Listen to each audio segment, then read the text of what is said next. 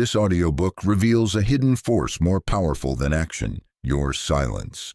Within these pages lies the forgotten secret to effortless success. You won't be told to do more. Instead, you'll discover how to become magnetic, unshakable, and divinely aligned without saying a word. What happens next will surprise you. Silence is not the absence of sound, but the presence of power. Learn how this hidden force influences all manifestation.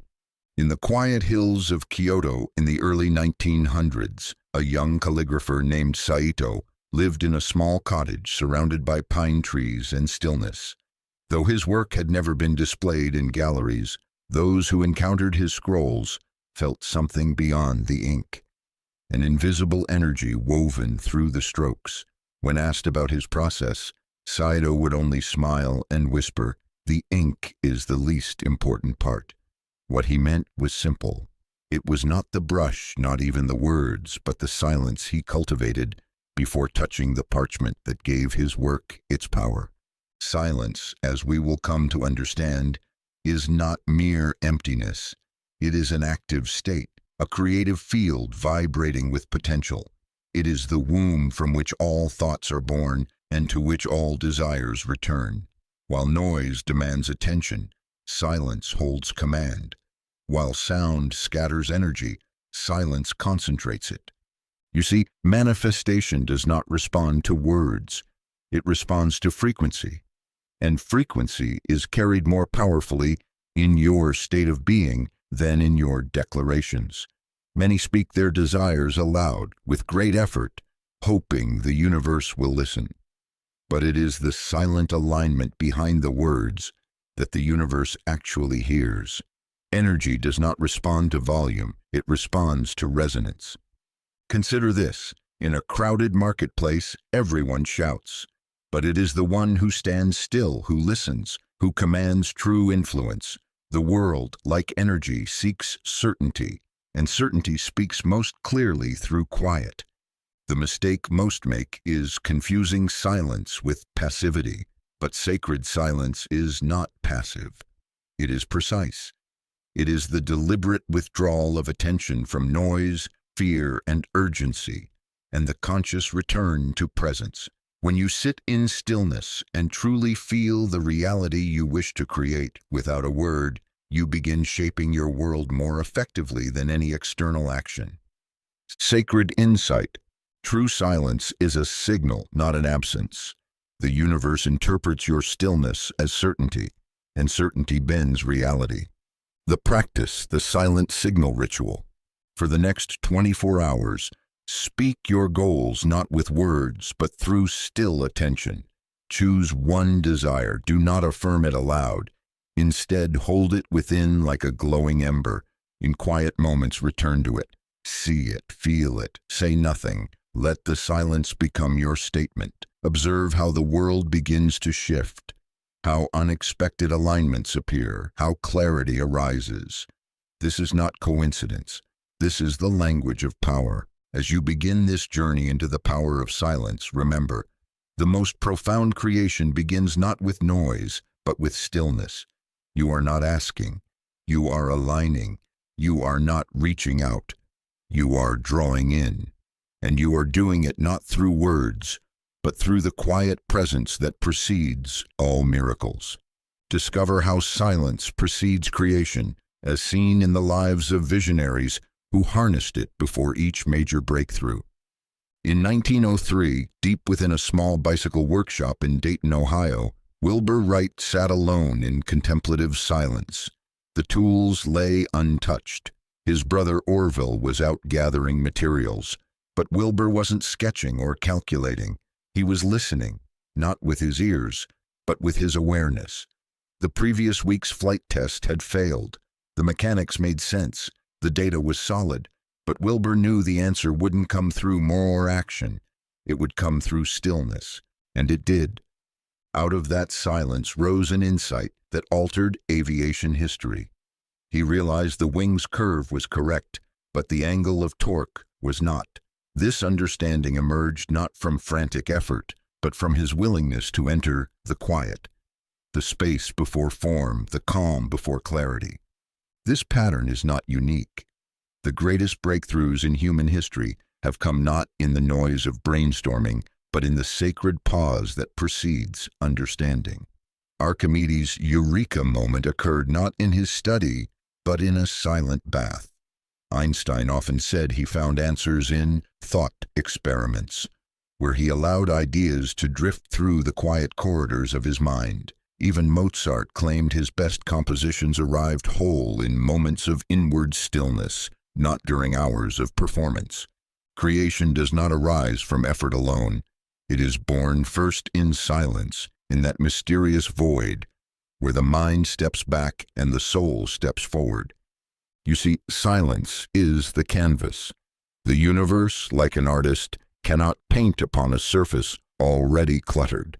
Most people try to create from noise, mental chatter, urgency, distractions, but manifestation requires space, the space where truth can emerge without resistance. This space is silence, and not just the absence of sound, but the fullness of presence. Sacred insight. Before every act of true creation, there is a pause, a stillness, a silence. That moment is the birthplace of breakthrough. The practice, the pre-creation pause. Before any major decision or act of creation, writing, speaking, building, dreaming, sit in silence for 3 minutes. No music, no distractions. Let the breath settle.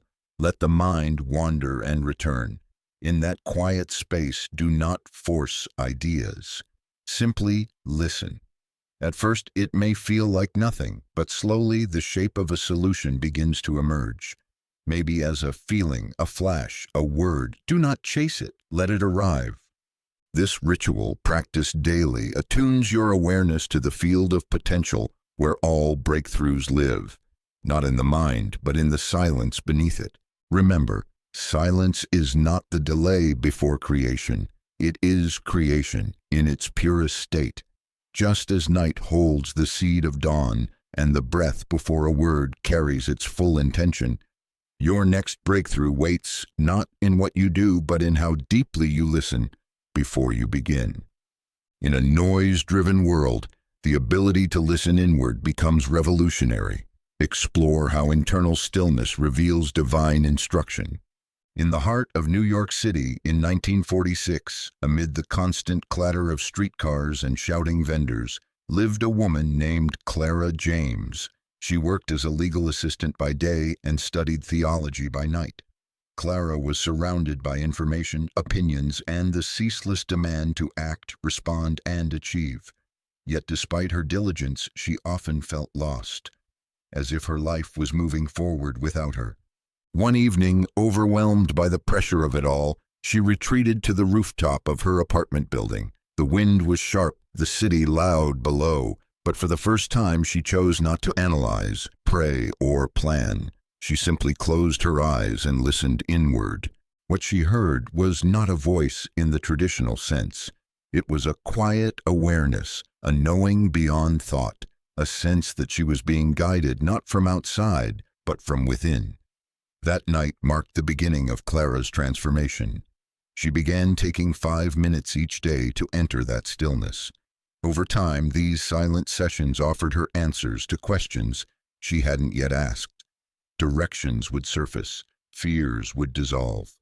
She stopped striving, she started listening, and her life flowed. In a world saturated with noise, media, alerts, opinions, solutions, the most radical act is not to say more, but to listen more deeply. Not to others, but to the divine impulse within you that is always speaking, always guiding. You see, your intuition is not random. It is the voice of your soul, and silence is the doorway through which it walks. Most people seek clarity from experts, algorithms, or endless research. But truth is not found in volume. It is found in resonance, and resonance lives in stillness. Sacred insight. You were not meant to chase wisdom. You were meant to receive it, and stillness is the receiver. The practice, the listening ritual. Each morning before checking your phone, speaking, or reacting to the day, sit in silence for 5 minutes. Do not ask. Do not expect. Simply listen inward. If thoughts come, let them float by like clouds. Rest your awareness below them. Afterward, write one sentence that arises from that stillness. It may seem small or vague. Honor it anyway. These messages are not logical. They are luminous.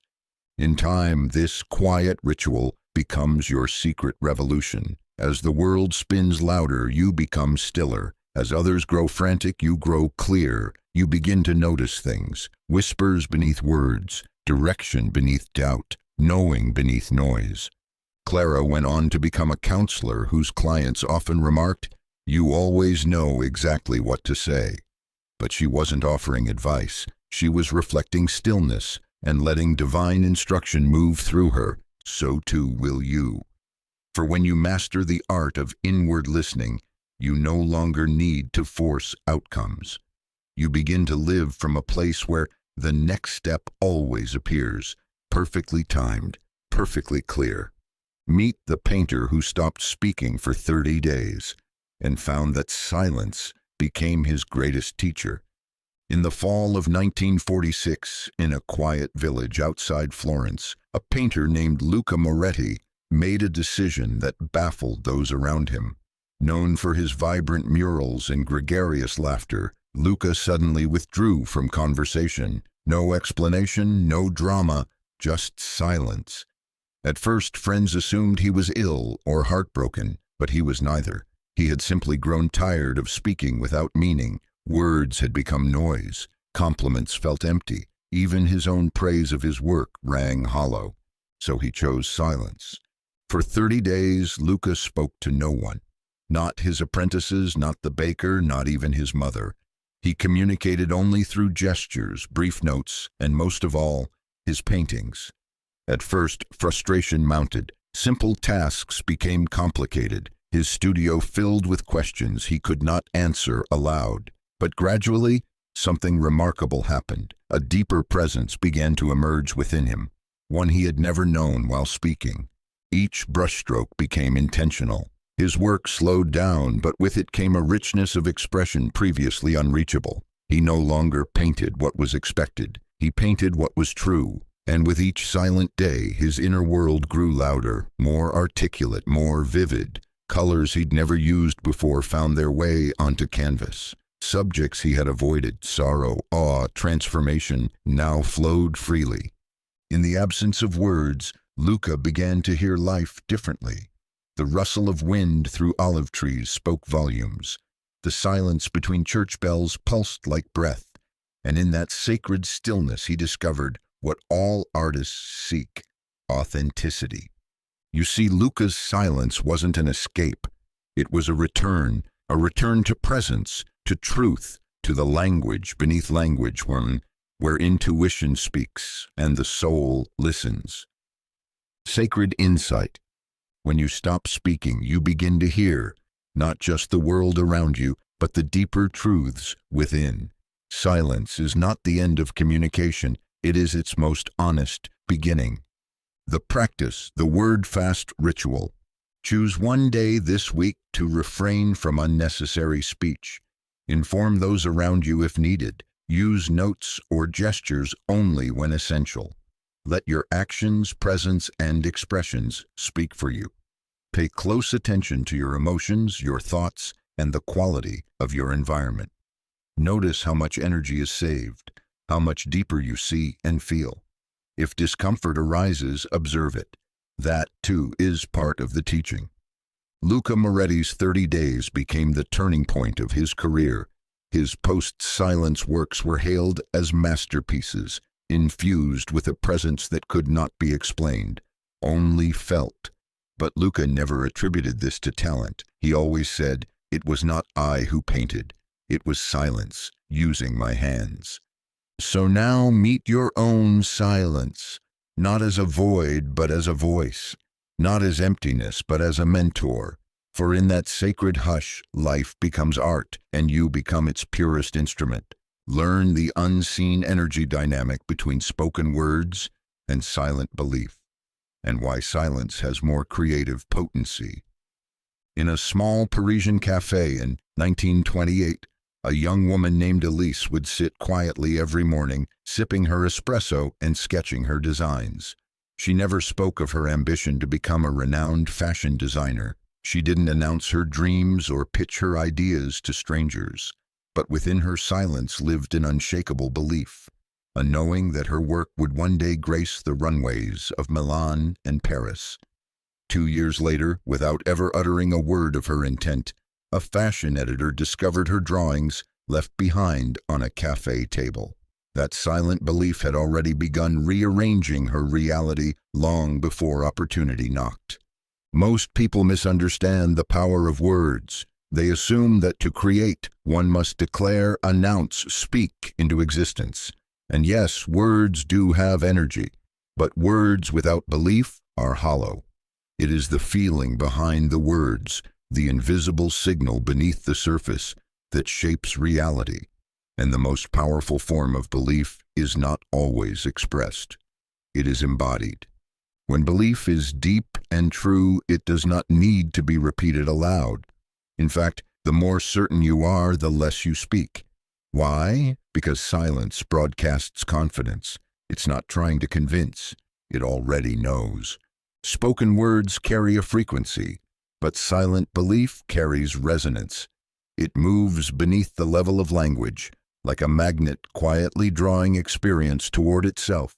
It is this unseen dynamic, the energetic relationship between word and feeling, that determines whether your desire manifests.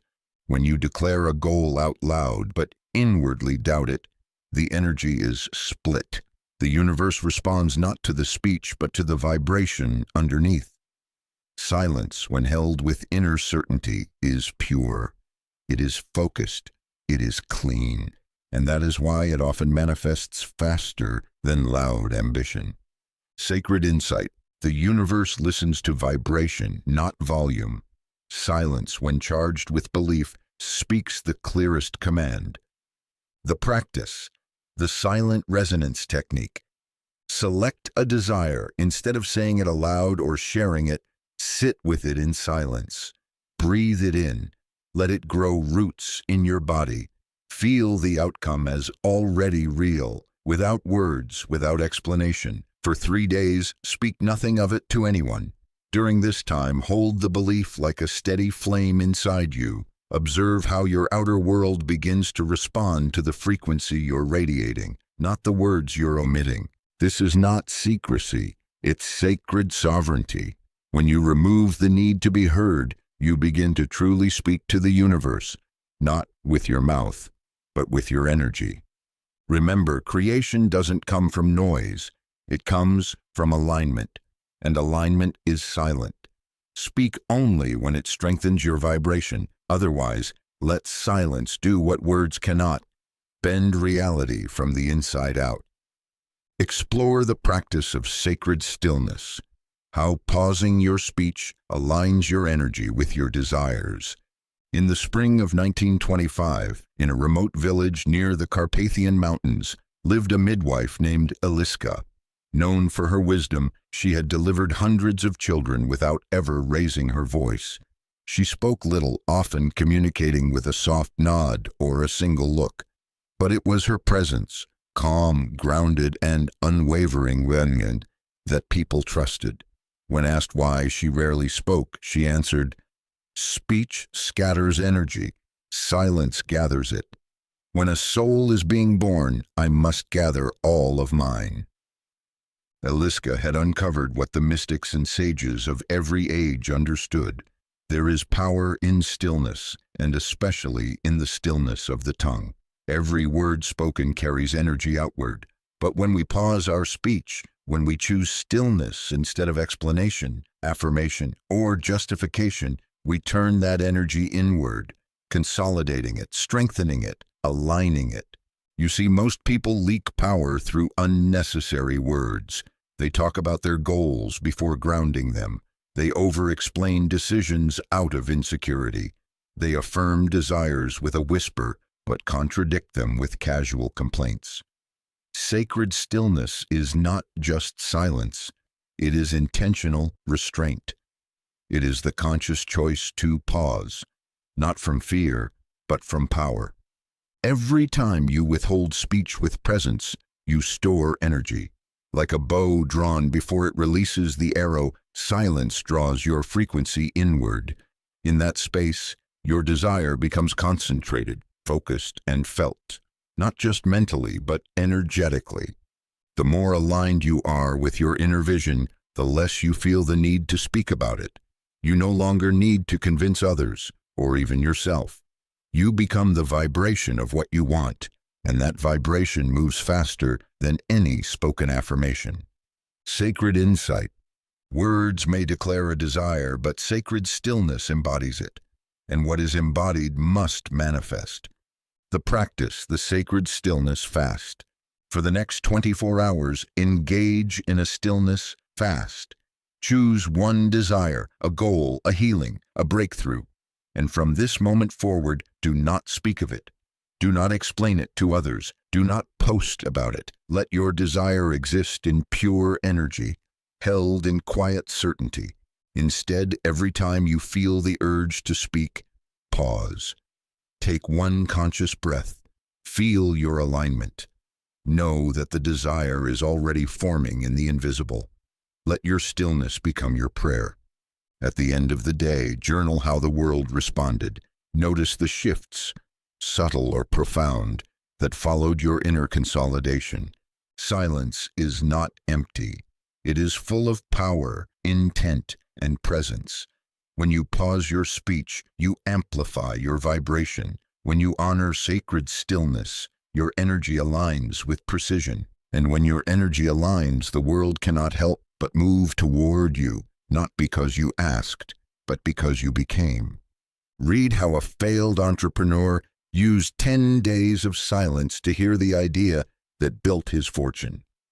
In the spring of 1938, Thomas Greer sat alone in a rented cabin in the hills of Vermont, far removed from the world he had once tried to conquer. Only months before, he was a rising star in the business world, a man with 3 failed startups, 1 shattered reputation, and debts that spoke louder than any promise he had ever made.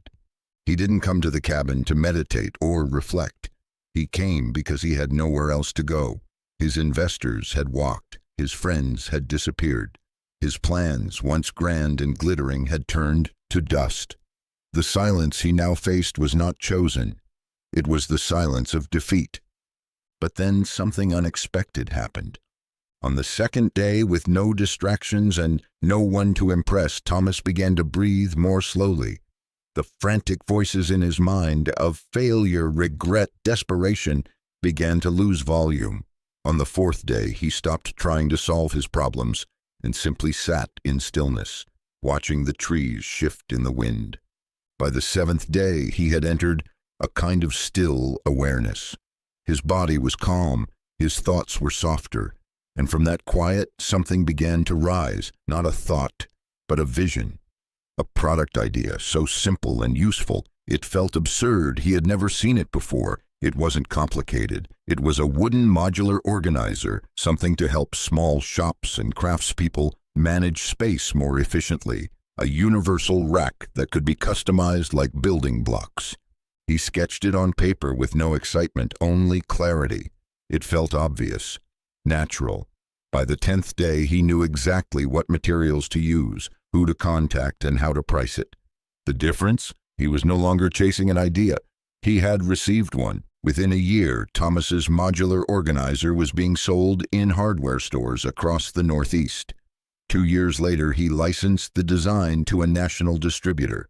By 1945, his fortune had returned, but more importantly, so had his peace. You see, the brilliance wasn't born of panic. It emerged from quiet. His past ventures failed because they were forced. This one succeeded because it was received.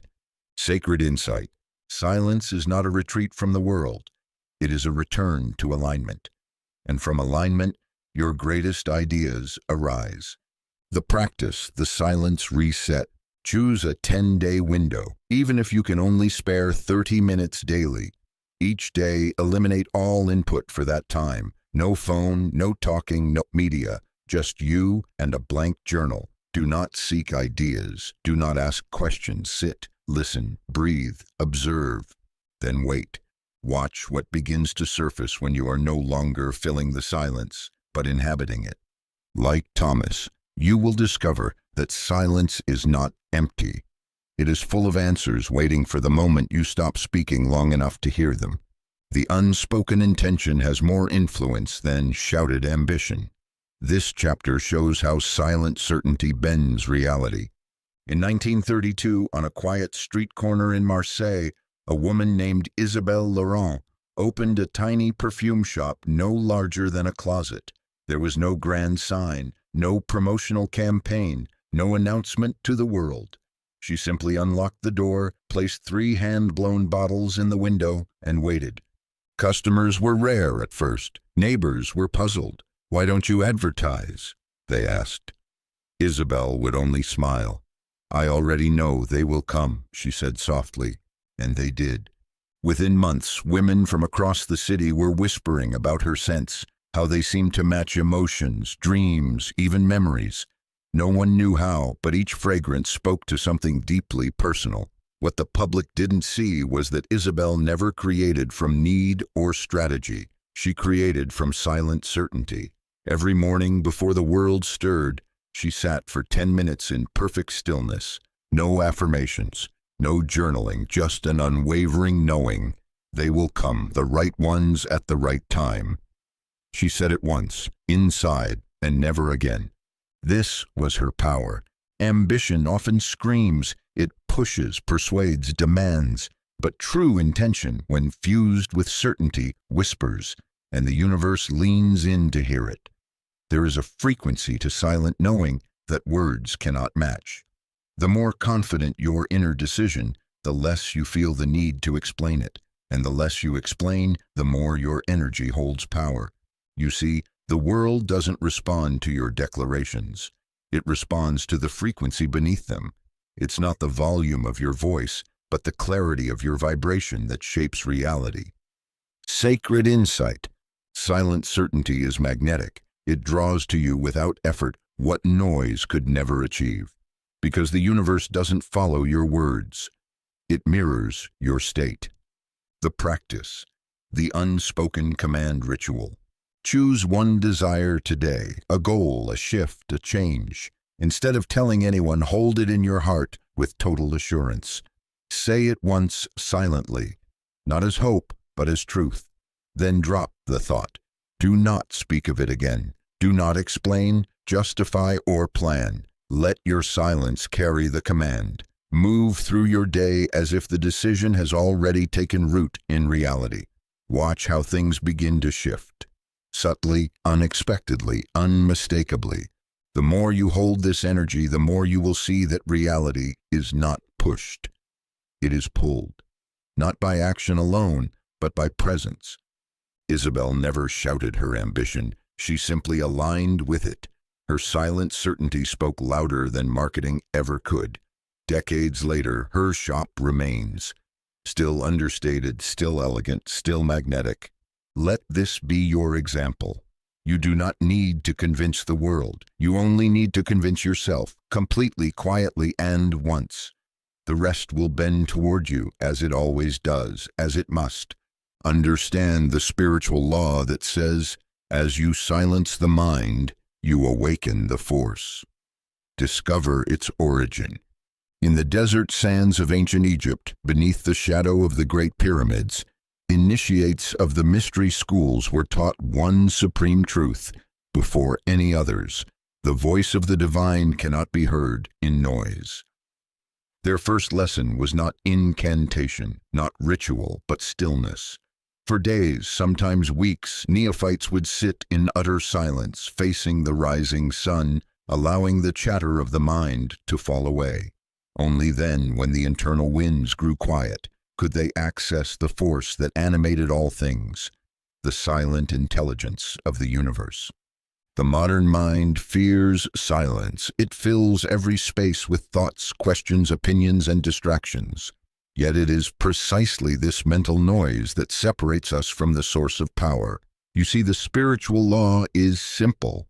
As you silence the mind, you awaken the force. This is not metaphor. It is energetic reality.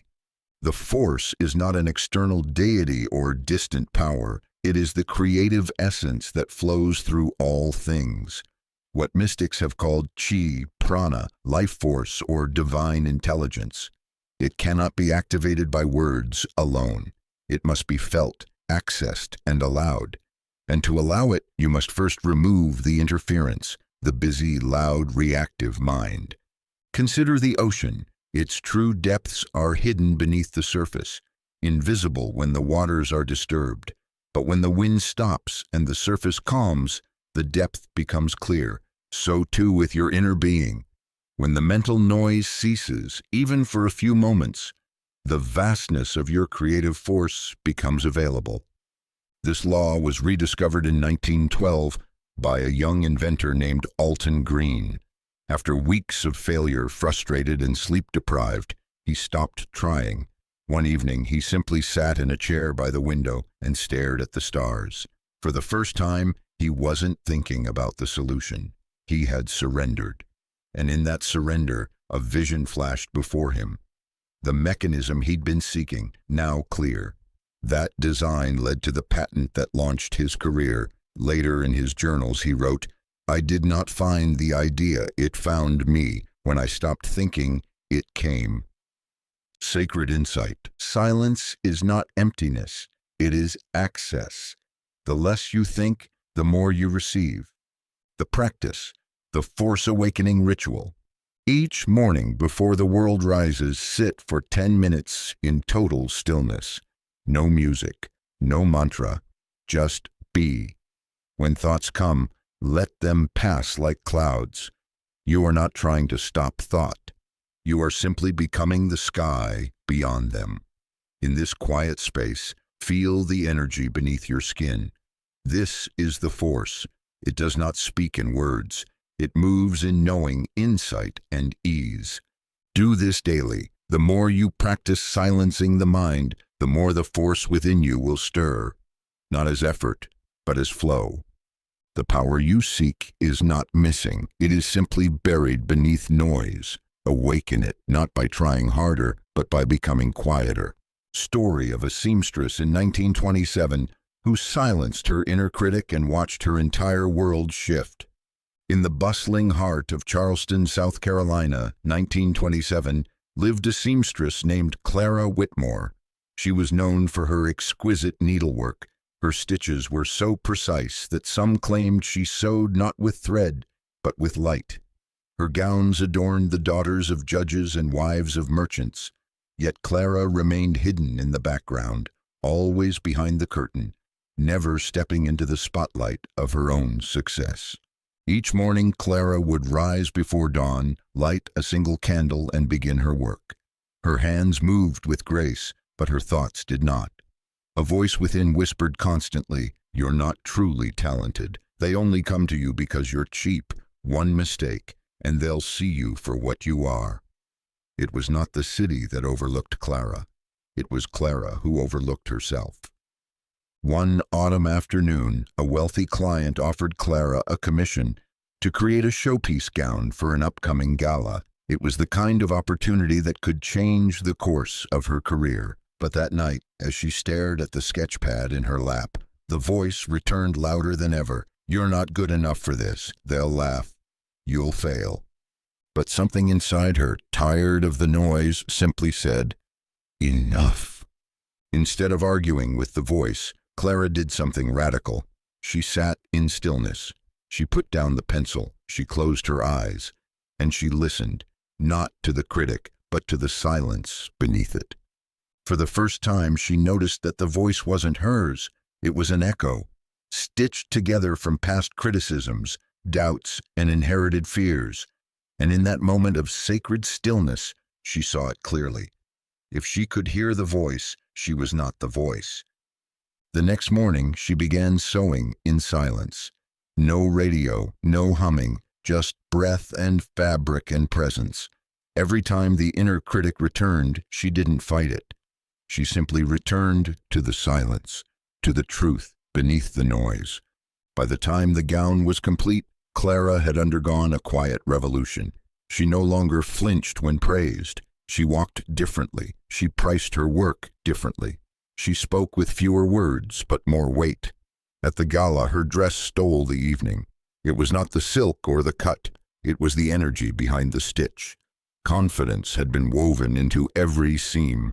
Sacred insight. When you silence the inner critic, the world stops criticizing, because your reality is only ever echoing your internal dialogue. The practice, the thread of truth. Today, sit in stillness and write down the loudest negative thought you often hear. Now ask, whose voice is this really? Replace it with silence, not counter-arguments, just stillness. Do this every time it returns. The shift begins not with self-talk, but with no talk at all. Clara did not change her world by affirming she was worthy. She changed it by no longer arguing that she wasn't. In the space where her inner critic once lived, truth had room to grow, and so did she. Explore the difference between suppression and sacred silence, and why one heals and the other harms. In 1942, Eleanor Wright was known for her grace. A school teacher in Pennsylvania, she always wore a calm expression, never raised her voice, and kept her struggles to herself. To her colleagues, she was composed. To her students, kind. But behind the quiet was not peace, it was pressure. Each night, Eleanor would sit in her small kitchen with a cup of tea and a tight chest. Unspoken grief from her brother's passing, words she swallowed during staff meetings, dreams deferred by wartime realities. She told herself she was being strong. What she didn't realize was that the silence she kept was not sacred. It was suffocating. One afternoon, a colleague invited her to a small gathering led by a retired nurse named Lillian, who introduced the group to a strange new practice, intentional silence. This is not hiding, she explained. This is listening. There's a difference. Eleanor resisted at first. She was tired of silence. But when Lillian clarified the distinction, something clicked. Suppression is silence filled with fear, she said. Sacred silence is presence without pressure. One avoids, the other reveals. That night, Eleanor tried something new. Instead of bottling her feelings, she sat in quiet. Not to avoid pain, but to welcome what she had been running from. Tears came, then stillness, then unexpectedly a feeling of deep relief. Over the weeks that followed, she practiced this sacred silence each evening. Slowly, her inner weight began to lift. She wrote again. She spoke more freely. She even shared a poem at the school assembly, something she had never dared to do. The silence hadn't silenced her. It had set her free. This is the misunderstanding that keeps many bound. Silence is not always golden. Suppression, the silence of shame, fear, or avoidance, wounds the spirit. It disconnects you from yourself. It locks pain into the body and pretends it's healing. Sacred silence, on the other hand, is full of presence. It invites your truth to surface. It creates space for clarity, comfort, and transformation. Sacred insight. Suppression silences your truth. Sacred silence reveals it. One is fear pretending to be peace. The other is peace making room for truth. The practice, the sacred silence check-in. Each day, take 5 minutes to enter silence with one intention, to feel what you have not allowed yourself to feel. Sit with your breath. Ask, is there anything I've avoided today? Don't fix, don't run, just listen. If emotion arises, honor it. If a memory surfaces, witness it. Then ask, what truth is asking to be heard beneath this? This isn't about dramatizing pain, it's about welcoming presence. Over time, sacred silence becomes a trusted space, a place where emotion can move, wisdom can rise, and clarity can flow. Unlike suppression, it doesn't tighten your chest. It opens your heart. Eleanor's story reminds us the healing silence you seek is not the one that hides your truth. It's the one that finally makes space for it to speak. See how the universe amplifies the silence of aligned belief, and how to practice this mystical alignment. In the winter of 1945, in the snow-covered town of Lucerne, a young violinist named Emil Hartmann stood on the edge of an invisible breakthrough. He had practiced for years, refining every note, technique, and movement, yet his performances remained technically perfect and emotionally flat. Critics called his playing precise but hollow. Friends told him to try harder, promote himself more, speak with passion about his art. But none of it worked. Then, after a bitterly disappointing recital, Emil stopped everything, the practice, the outreach, the endless striving, and spent a week in complete silence. He didn't quit music. He simply turned inward. Each morning he sat before his violin and imagined with unwavering belief that he already was the musician he longed to become. He did not speak this belief. He did not need to. He felt it. Something shifted, not in his fingers or his form, but in his frequency. When Emil finally played again, something otherworldly happened. The same instrument, the same bow, now carried depth and richness that moved people to tears. That night he didn't say a word after his performance. He didn't have to. His silence radiated truth, and the room felt it. This is the essence of aligned belief. When your belief is fully integrated, it becomes silent. It no longer needs reinforcement.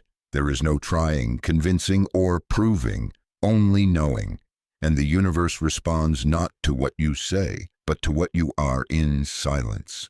You see, words often come from uncertainty. We speak most when we're trying to make ourselves believe. But true belief is quiet. It radiates. And because it is undivided, the universe amplifies it, like a clear signal through a quiet field. Sacred insight. Belief, when aligned and silent, becomes a beacon. It draws life toward it without noise, struggle, or delay. The practice, the alignment stillness ritual. Begin by choosing one belief you wish to embody, not just mentally but energetically.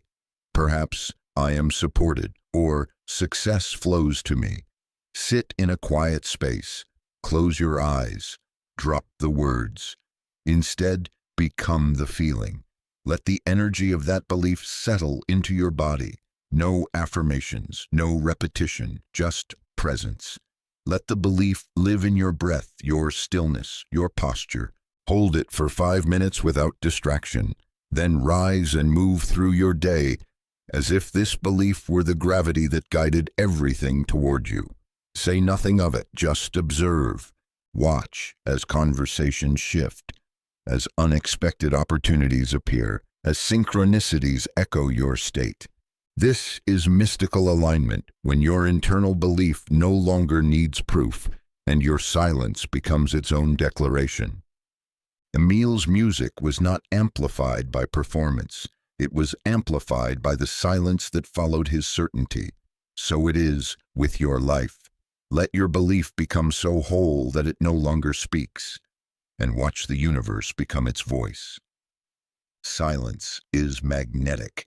This chapter uncovers how nonverbal energy draws people, events, and solutions into your orbit. In 1931, a man named Ellis Monroe walked daily through the crowded markets of New York City without saying a word. He was not a salesman nor a speaker, yet shopkeepers paused when he passed. Strangers glanced twice. Deals were made with him before a single word was spoken. He seemed to carry an invisible gravity, a presence that didn't demand attention, but invited it effortlessly. When asked about his charisma, Ellis simply replied, "I listen more than I speak. That's where my power lives." What Ellis had discovered was the magnetic quality of silence, not passive quiet, but charged stillness. You see, when a person becomes internally still, yet energetically aligned, they emanate a frequency that moves faster than words. It's not the silence of avoidance or indifference. It's the silence of presence. And presence pulls. The universe operates not through language, but through vibration. And vibration doesn't need a voice to be felt. In fact, the most powerful frequencies are often transmitted without sound. Think of the moments when someone entered a room and, without speaking, shifted the entire mood. Or the times when you felt drawn to someone before they ever introduced themselves. That was magnetic silence in action, the field of their being calling out to yours. This kind of silence speaks in frequency, not sentences. It says, I am certain, I am clear, I am aligned. And reality responds accordingly. People feel safer around it. Opportunities organize around it. Confusion dissolves in the presence of it. Most chase results with noise, endless outreach, explanations, proving, and pushing. But silence, when anchored in knowing, draws results inward. It doesn't chase, it attracts, because energy always moves toward stability, and nothing is more stable than silent certainty. Sacred insight. The quieter your field, the stronger your pull. Silence does not push, it invites. An invitation is magnetic. The practice, the magnet field activation. Choose a goal or area of life where you've been pushing too hard. A relationship, a job opportunity, a creative project. For the next 48 hours, withdraw all verbal effort. No pitching, no explaining, no announcing. Instead, enter deep presence. Walk, breathe, and move as though your goal is already flowing toward you. Let your energy say what your words would have forced. During this time, visualize your field like a calm lake, stable, reflective, drawing all things inward. Notice how people engage with you differently. Watch for synchronicities. Pay attention to what you attract without effort. The truth is, what you seek is already seeking you, but your noise often drowns the signal. By stepping into silent presence, you tune yourself to the frequency of reception. And from that space, solutions find you, not because you chase them, but because you become impossible to ignore. In silence, you stop chasing, you start receiving, you become the signal, and the world can't help but respond. Case of a jazz pianist who stopped networking and found that silence brought the audience he always sought. In the smoky corners of 1931 New Orleans, the jazz scene pulsed with ambition. Every night, musicians filled dim-lit clubs, chasing fame with every note, handshake, and favor traded in the back rooms. Among them was Ellis Monroe, a talented yet overlooked jazz pianist who played with aching devotion but struggled to be seen. He had the technique, the soul, the fire, but not the recognition. Ellis did what most aspiring artists did. He networked. He lingered after shows. He complimented the right people. He passed out flyers, begged for reviews, and played backup for louder, less talented performers. Yet no matter how much noise he made, his audience remained small, distracted, indifferent. One rainy evening, after yet another performance met with lukewarm applause, Ellis walked home in silence, not just outwardly, but inwardly. The usual mental chatter was gone. No more rehearsing who to talk to. No more spinning strategies to be noticed. Just the soft sound of his footsteps and a quiet voice from within. Let the music speak. The next night, Ellis did something radical. He canceled all his follow-up plans. No mingling, no marketing. He took a week off and stayed home, playing not for an audience, but for himself. No announcements, no hustle, just him and the piano. In that silence, something shifted. His playing deepened. The melodies stretched longer, more vulnerable, more alive. His hands stopped racing to impress. They began to speak. He returned to the stage 2 weeks later, this time refusing the urge to promote himself. He didn't invite anyone. He didn't advertise. But something curious happened. The room, normally half full and chatty, was packed and still. Patrons who'd never noticed him before were suddenly transfixed. A local critic, stopping in by coincidence, scribbled the words, "The soul of jazz made flesh," in his notebook. That review would become the turning point of Ellis's career. You see, Ellis did not become magnetic through more noise. He became magnetic through stillness. His silence wasn't retreat. It was alignment. When he stopped pushing for recognition, he made space for it to come to him. Sacred insight. The soul is not heard through promotion. It is felt through presence. And presence is born of silence. The practice. The quiet offering. For the next week, choose one area of your expression, your art, your business, your dream, and withdraw all effort to be seen. Instead, deepen your craft. Be fully present with it. Refuse to chase attention. Let the quality of your being speak louder than your marketing. Silence amplifies essence. Ellis didn't need to shout to be heard. He needed to listen. The moment he did, the world leaned in, not because he demanded it, but because he had finally become undeniable. The audience you seek is already listening, but they can only hear you when you stop trying to be loud and start being real. Learn to distinguish between noise of fear and the quiet voice of knowing, and how your future depends on it. In 1932, just outside of Savannah, Georgia, lived a young schoolteacher named Marian Ellis. She had spent nearly a decade in the same one-room schoolhouse, her days filled with chalk dust, arithmetic drills, and the laughter of barefoot children. Though steady, her life felt increasingly hollow, as if she were living a story that was no longer hers. A restlessness stirred beneath her calm exterior, pulling her toward something unknown. Then one evening, as she sat beneath the old oak tree behind the school, Marian felt it. A still, clear sensation that whispered, "Leave." It wasn't dramatic, it didn't shout, it didn't justify. It simply offered a quiet certainty. There is more. But almost immediately another voice rose in her mind. Louder, anxious, urgent. "Leave? And go where? You'll end up penniless, no one will understand. You have no plan." It was rapid, chaotic, and insistent. It rattled her chest and made her hands tremble. The still whisper disappeared beneath its noise.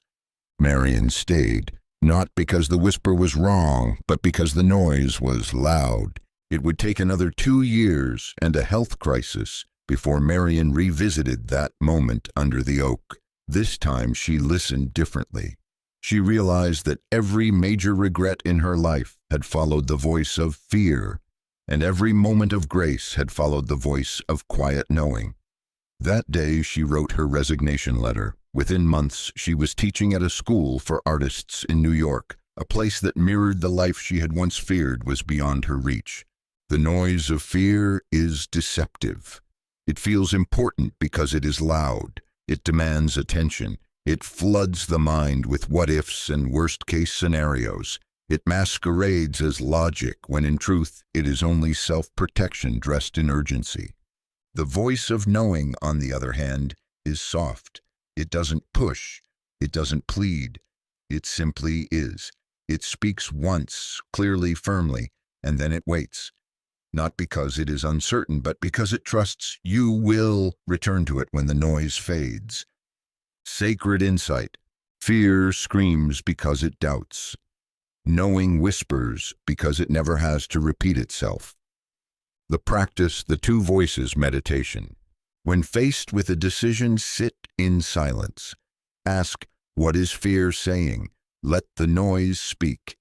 Write it down if needed. Then ask again, what is knowing saying? And listen. It may not give reasons. It may not feel safe, but it will feel true. Follow the voice that doesn't need to win the argument. Your future doesn't depend on being fearless. It depends on knowing which voice to trust.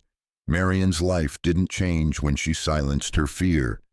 It changed when she stopped confusing it with wisdom, and so will yours. The next chapter of your destiny is already whispering. Make space to hear it. The paradox of quiet, the less you speak, the more the world listens, includes the quiet authority practice. In 1931, Henry Caldwell was known not for what he said, but for what he didn't. A tailor in downtown Chicago, he worked silently, spoke sparingly, and rarely joined the boisterous conversations of his customers. Yet somehow, when Henry did speak, everyone listened. People came not just for his suits, but for his energy, the way he stood, how he moved, the stillness he carried. His words, though few, were always chosen with precision.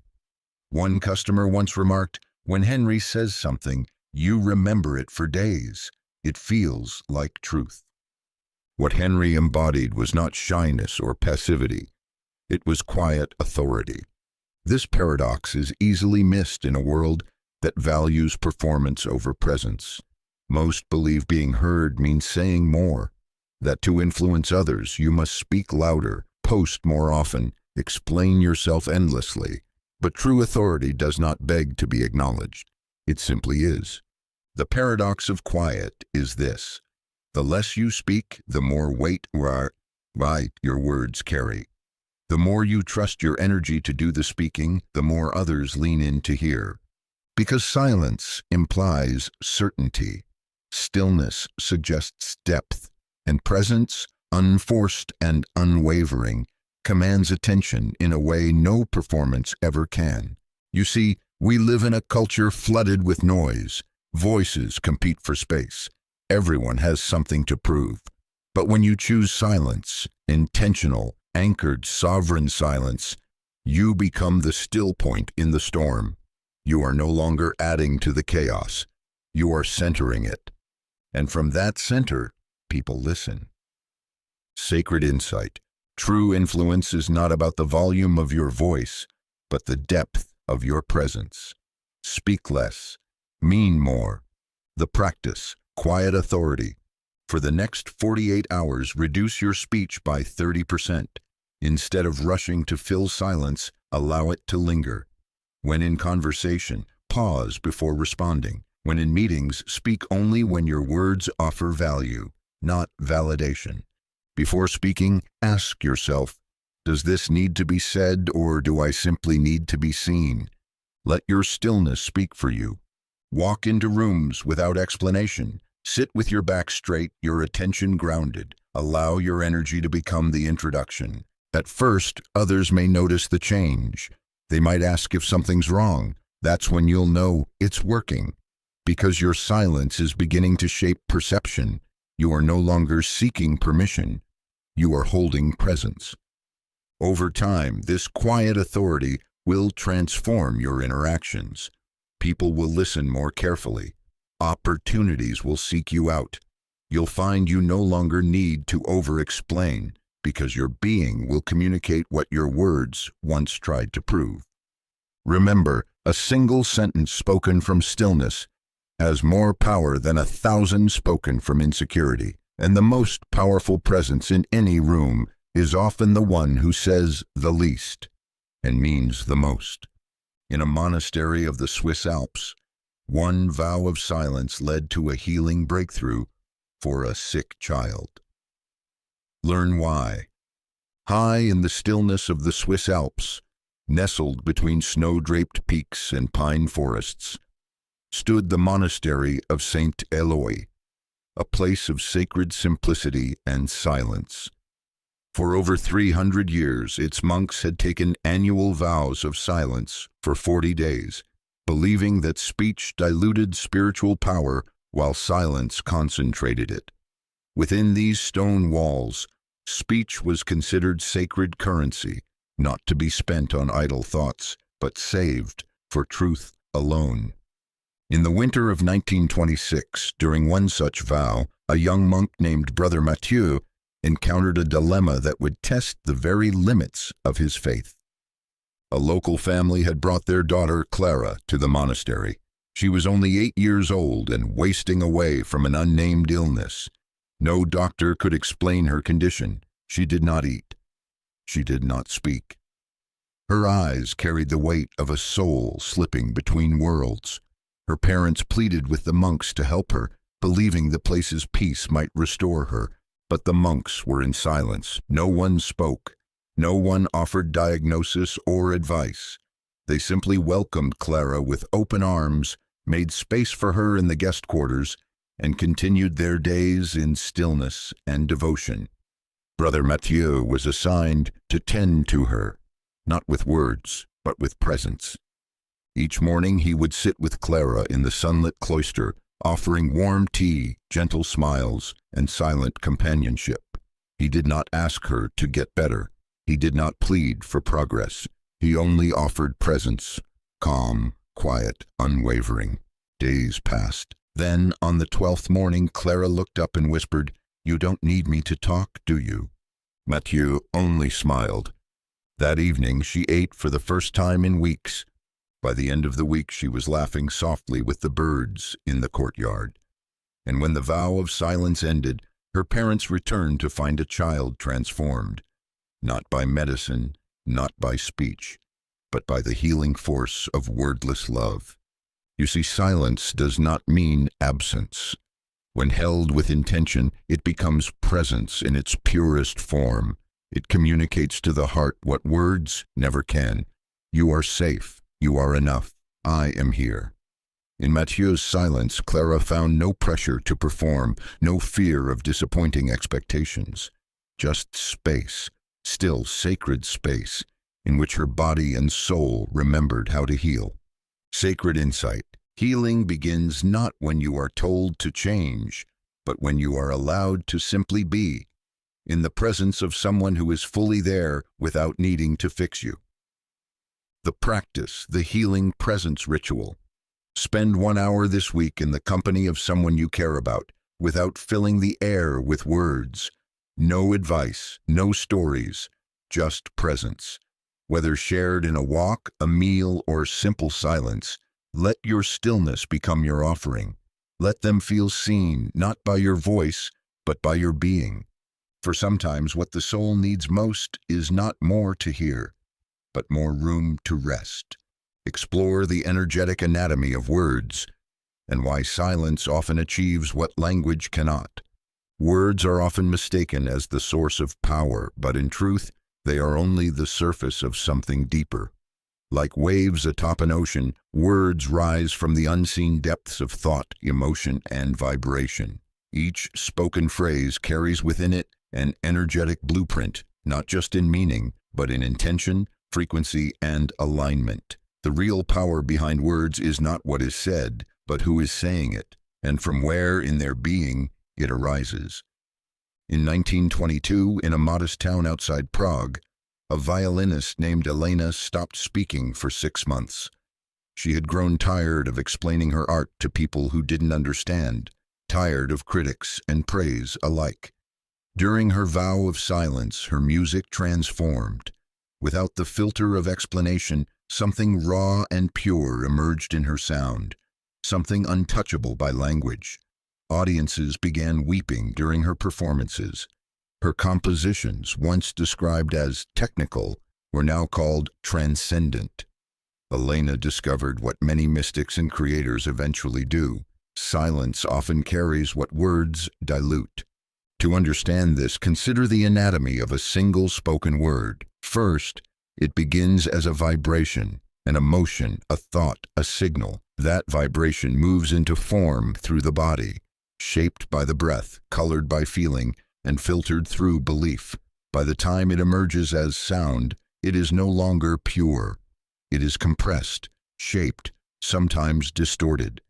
Silence, however, is unfiltered energy. It allows the full presence of intention to move unimpeded. This is why someone can say all the right things and still leave a room feeling hollow, and why another, without speaking, can radiate truth so deeply it transforms everyone nearby. This is not to say words are useless. When aligned, they are like arrows, swift, clear, and effective. But when misaligned, they become noise, scattering energy instead of directing it. Silence, in contrast, gathers power. It holds the charge. It communicates beyond language, through feeling, frequency, and presence. Sacred insight. Words shape energy, but silence is energy. It is the purest form of communication with the universe. The practice, energetic word audit. Today, observe your words. Before speaking, pause.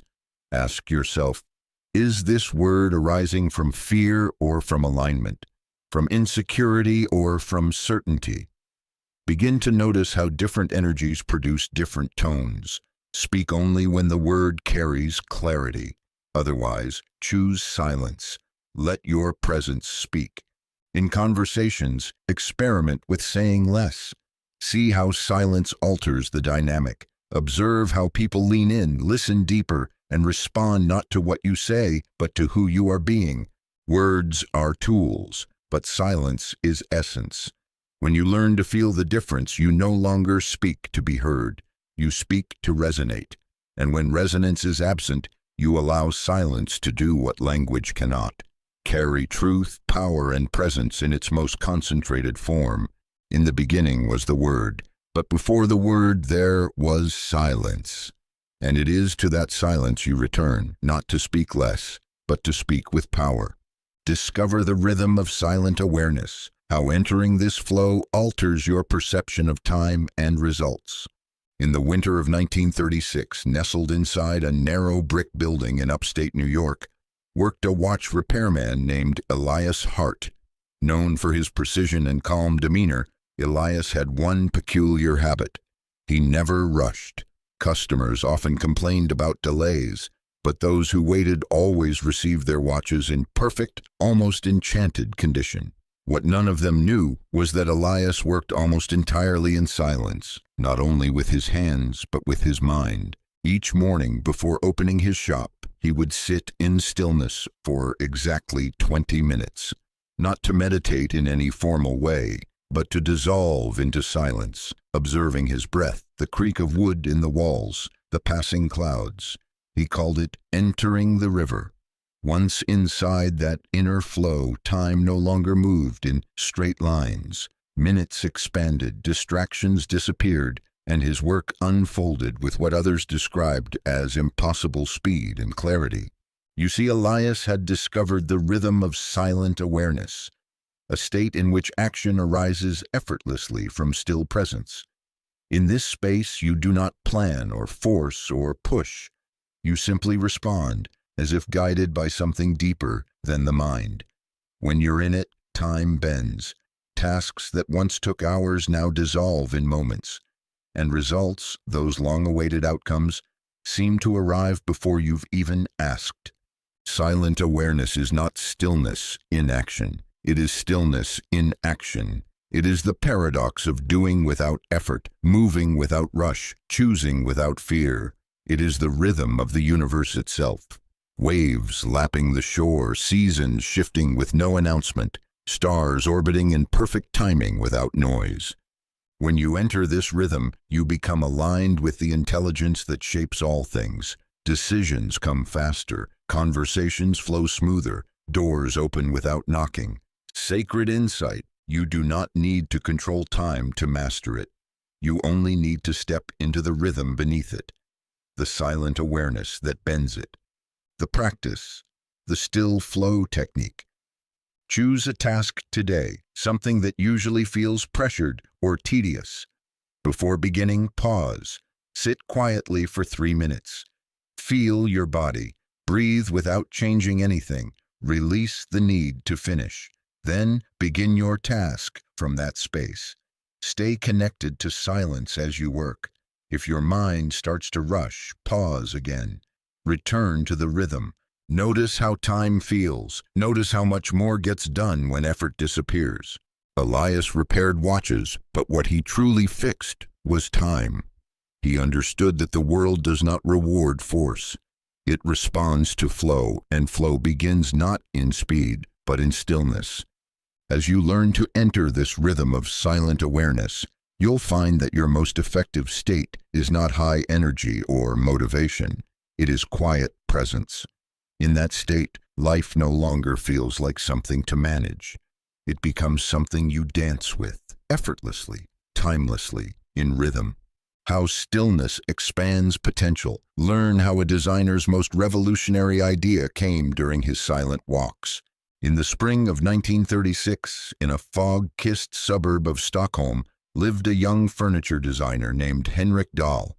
Known for his precision and practicality, Henrik made a modest living crafting chairs and tables for local merchants. His work was solid, functional, and forgettable. While others in the design world were pushing boundaries with bold shapes and abstract structures, Henrik remained confined to the familiar. Not because he lacked talent, but because his mind was crowded. Henrik spent his days working, reading design journals, sketching compulsively, and poring over what other designers were creating. Each night he would sit at his drafting table, desperately trying to summon a breakthrough, but all he ever found was more noise, more doubt, more comparison, more limitation. One afternoon, fatigued and uninspired, Henrik left his tools behind and wandered into the forest at the edge of town. He didn't bring a notebook. He didn't intend to think. He simply walked. For the first time in months, he did not plan, problem solve, or seek ideas. He just moved, in silence, with the rhythm of breath and the crunch of leaves beneath his boots. Half an hour in, something happened. His thoughts slowed. The inner critic quieted. In its place emerged an image, a new chair design, unlike anything he had ever imagined. Fluid lines, asymmetry, a structure that mimicked the branches overhead. It was not something he thought up. It was something that arrived, fully formed, in the calm of his walking silence. That design would go on to win a national competition and become his signature piece. Years later, Henrik credited his success not to his studies or effort, but to a simple daily practice he developed after that moment: silent walking. You see, stillness doesn't mean you stop moving. It means your mind stops gripping. When the mental noise softens, potential expands. You become receptive to what's already trying to reach you. New ideas, solutions, creative insight, all hidden beneath the clutter of thought. Movement without noise creates a sacred bridge between action and inspiration. When your body walks and your mind rests, space opens, and in that space, something vast can enter. Sacred insight, the mind thinks it creates. But in stillness, you remember, true ideas arrive. You don't force them, you receive them. The practice, the silent walk ritual. Each morning or evening, take a 20-minute walk with no phone, no music, and no destination. Let your senses lead. Breathe. Feel the rhythm of your steps. Don't try to think. Don't chase ideas. Let the walk do the work. If insight comes, welcome it. If it doesn't, simply walk. Repeat daily, not as a chore, but as an offering. Henrik's revolution didn't begin at his drafting table. It began in the woods, where silence stretched his mind wide enough to hold something new.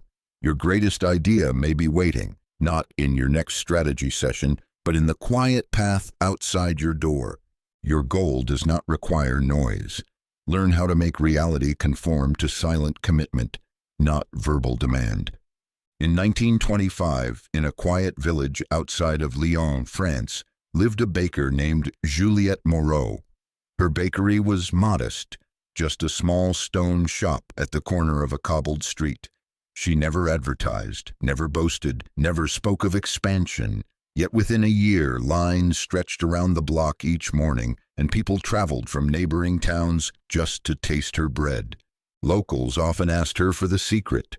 She would simply smile and return to kneading dough. What they didn't see was the invisible force behind her success, a silent, unwavering commitment she carried like an anchor in her chest. Long before her bakery opened, Juliette had made a quiet decision. This will thrive. She didn't announce it. She didn't seek validation. She simply aligned her every movement, thought, and breath with that truth. And the universe obeyed. You see, we are taught to talk about our goals constantly, to proclaim them, affirm them, brand them. But reality does not respond to verbal noise. It responds to energetic certainty. The moment you declare your goal out loud with insecurity behind the words, the world senses the doubt. But when you silently embody the decision, when your actions align without explanation, the world begins to bend. Juliette did not need to shout to be heard. She simply needed to become the reality she chose, and everything followed. Sacred insight. It is not your voice that creates reality. It is your vibration. The silent decision made with full conviction speaks louder than any demand. The practice, silent commitment activation. Choose one goal, not a wish, not a fantasy, but something you are truly ready to receive. Write it down once, then say nothing more. Do not announce it. Do not seek opinions. For the next 7 days, live as if the decision is already made. In your behavior, in your posture, in your energy, let your actions whisper the truth your mouth does not speak. Each morning, place your hand over your heart and repeat internally, "This is done." No excitement, no performance, just quiet knowing. Notice how your external world begins to shift. Conversations, opportunities, emotions, not because you talked about it, but because you silently claimed it. This is not pretending. This is alignment. The silent commitment has a gravity to it. Like a planet drawing moons into orbit, your state of certainty shapes the energy around you. You will no longer need to convince others or yourself of what's coming. You will become the version of you who already has it. Remember, your goal is not deaf. It's waiting for resonance. Make no noise. Make no demands. Just commit quietly and completely. The universe hears that and answers. The secret of pre-manifestation silence. What to do in the space between decision and result. In 1941, a tailor named Elias ran a humble shop on the outskirts of Lisbon. He was known not for his speed or prices, but for his unwavering presence. Customers often said it felt as if the moment they entered his shop, time slowed. Orders arrived precisely when needed.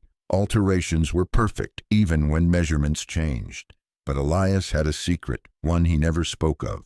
Before beginning any project, Elias would pause, not to plan, not to strategize, but to sit in stillness, eyes closed, hands resting on the fabric. In that silence, he would hold the image of the finished result.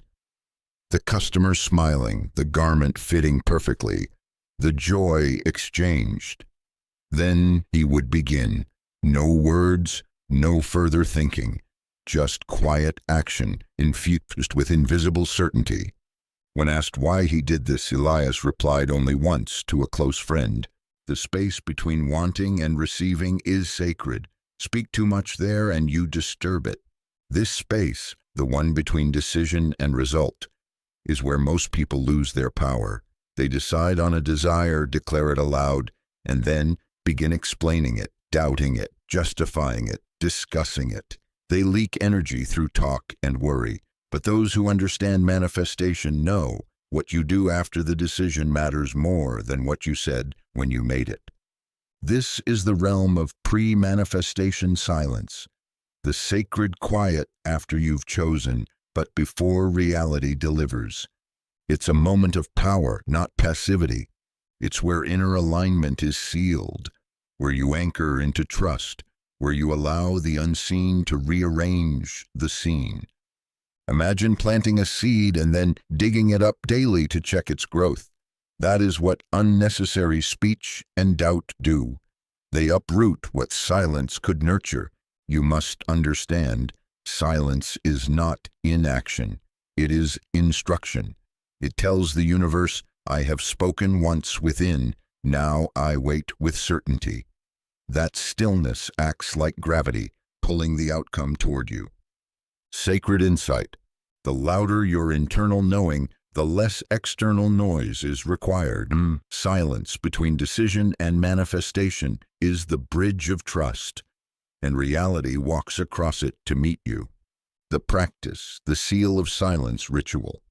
Today, make one clear, conscious decision about something you desire.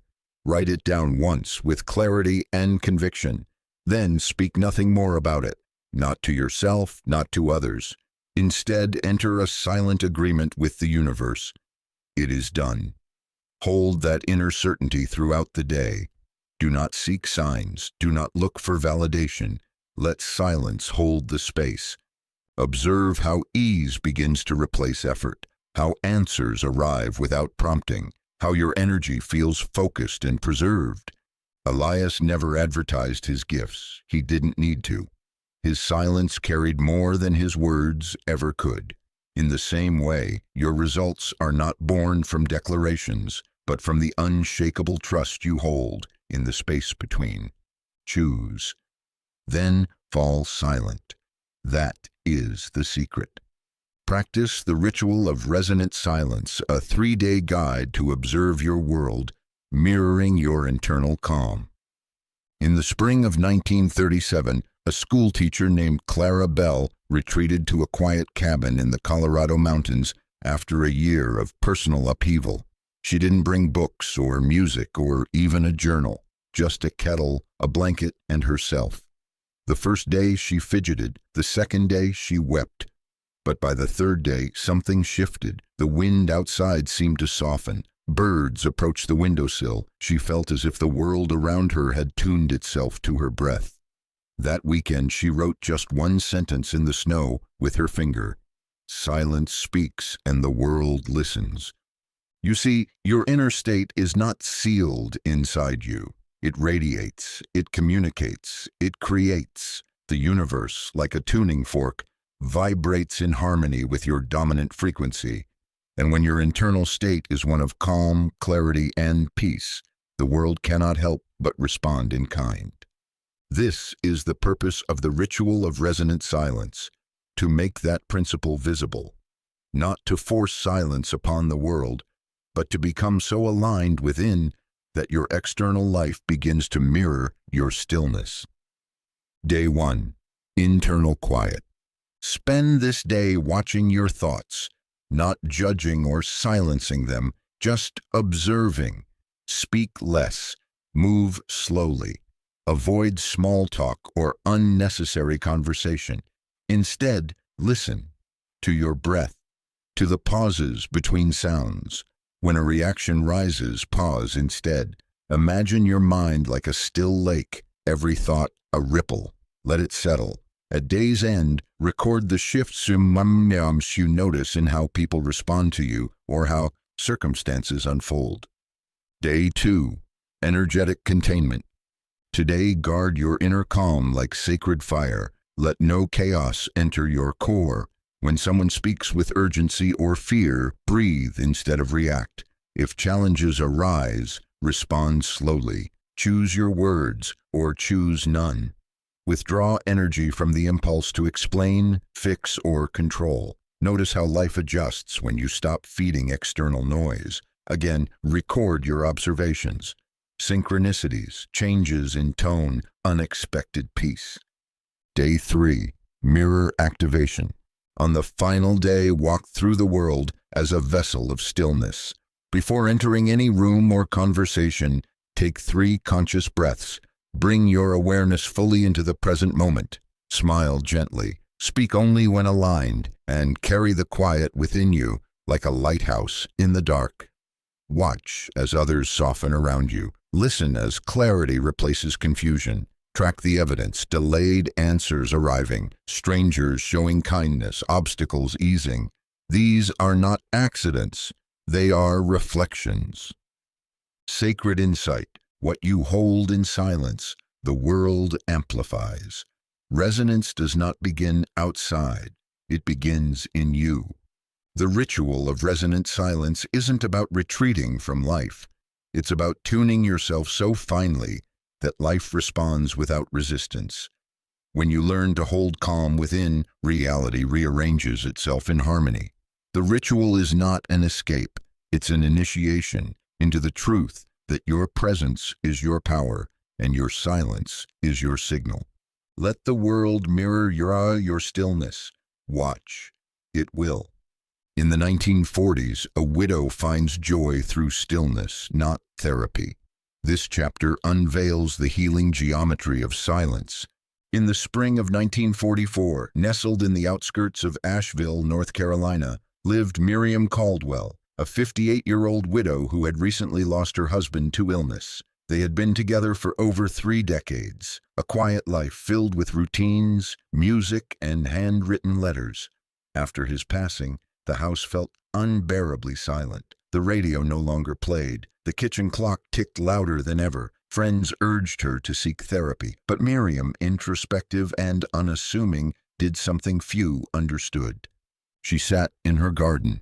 Each day she would bring a wooden chair out beneath the large oak tree he had planted in their first year together. She did not journal. She did not speak. She did not cry aloud. She simply sat for hours. No thoughts were chased. No feelings were forced. Just the hum of bees, the soft murmur of wind, the whisper of her breath.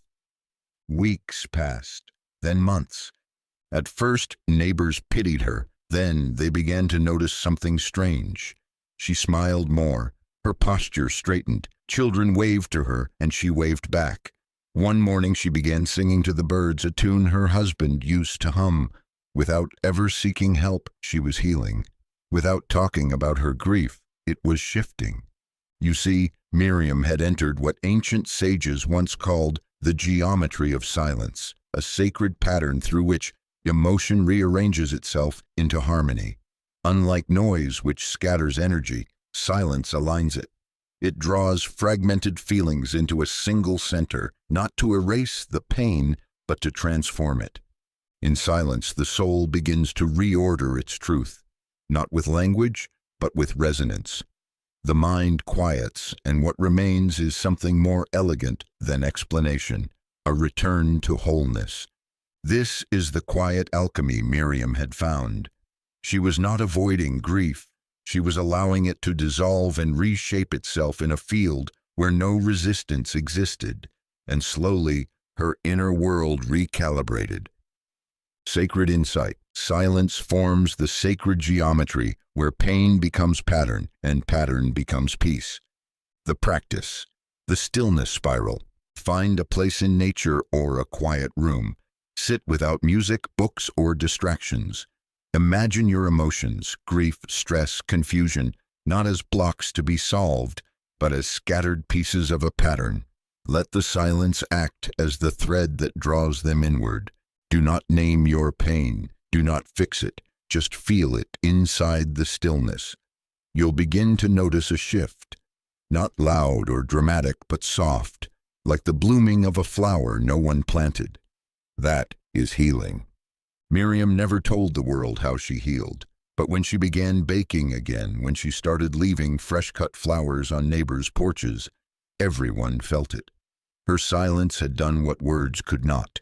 It had brought her home to herself. And so can yours. For the soul does not need answers to heal. It only needs space. And silence is the most sacred space of all.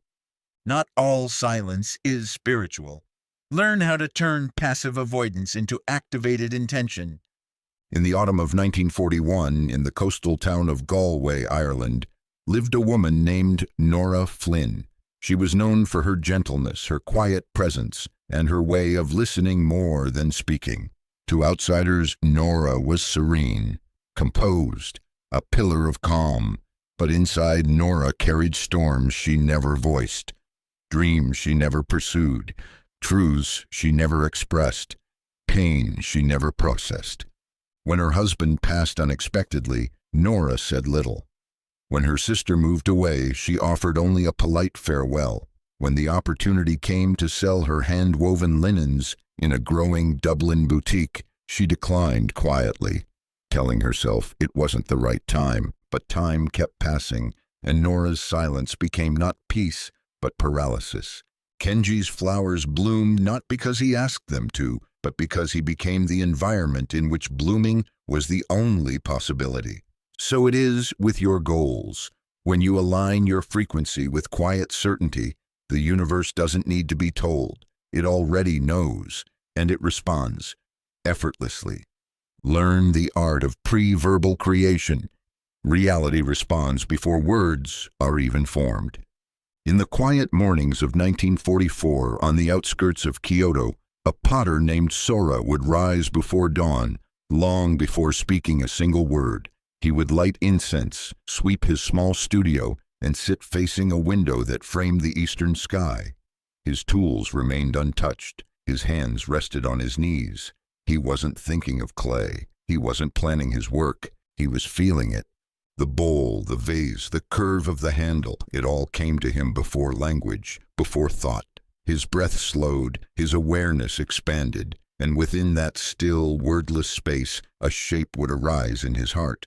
He didn't name it, he didn't sketch it. He simply walked to the wheel and began.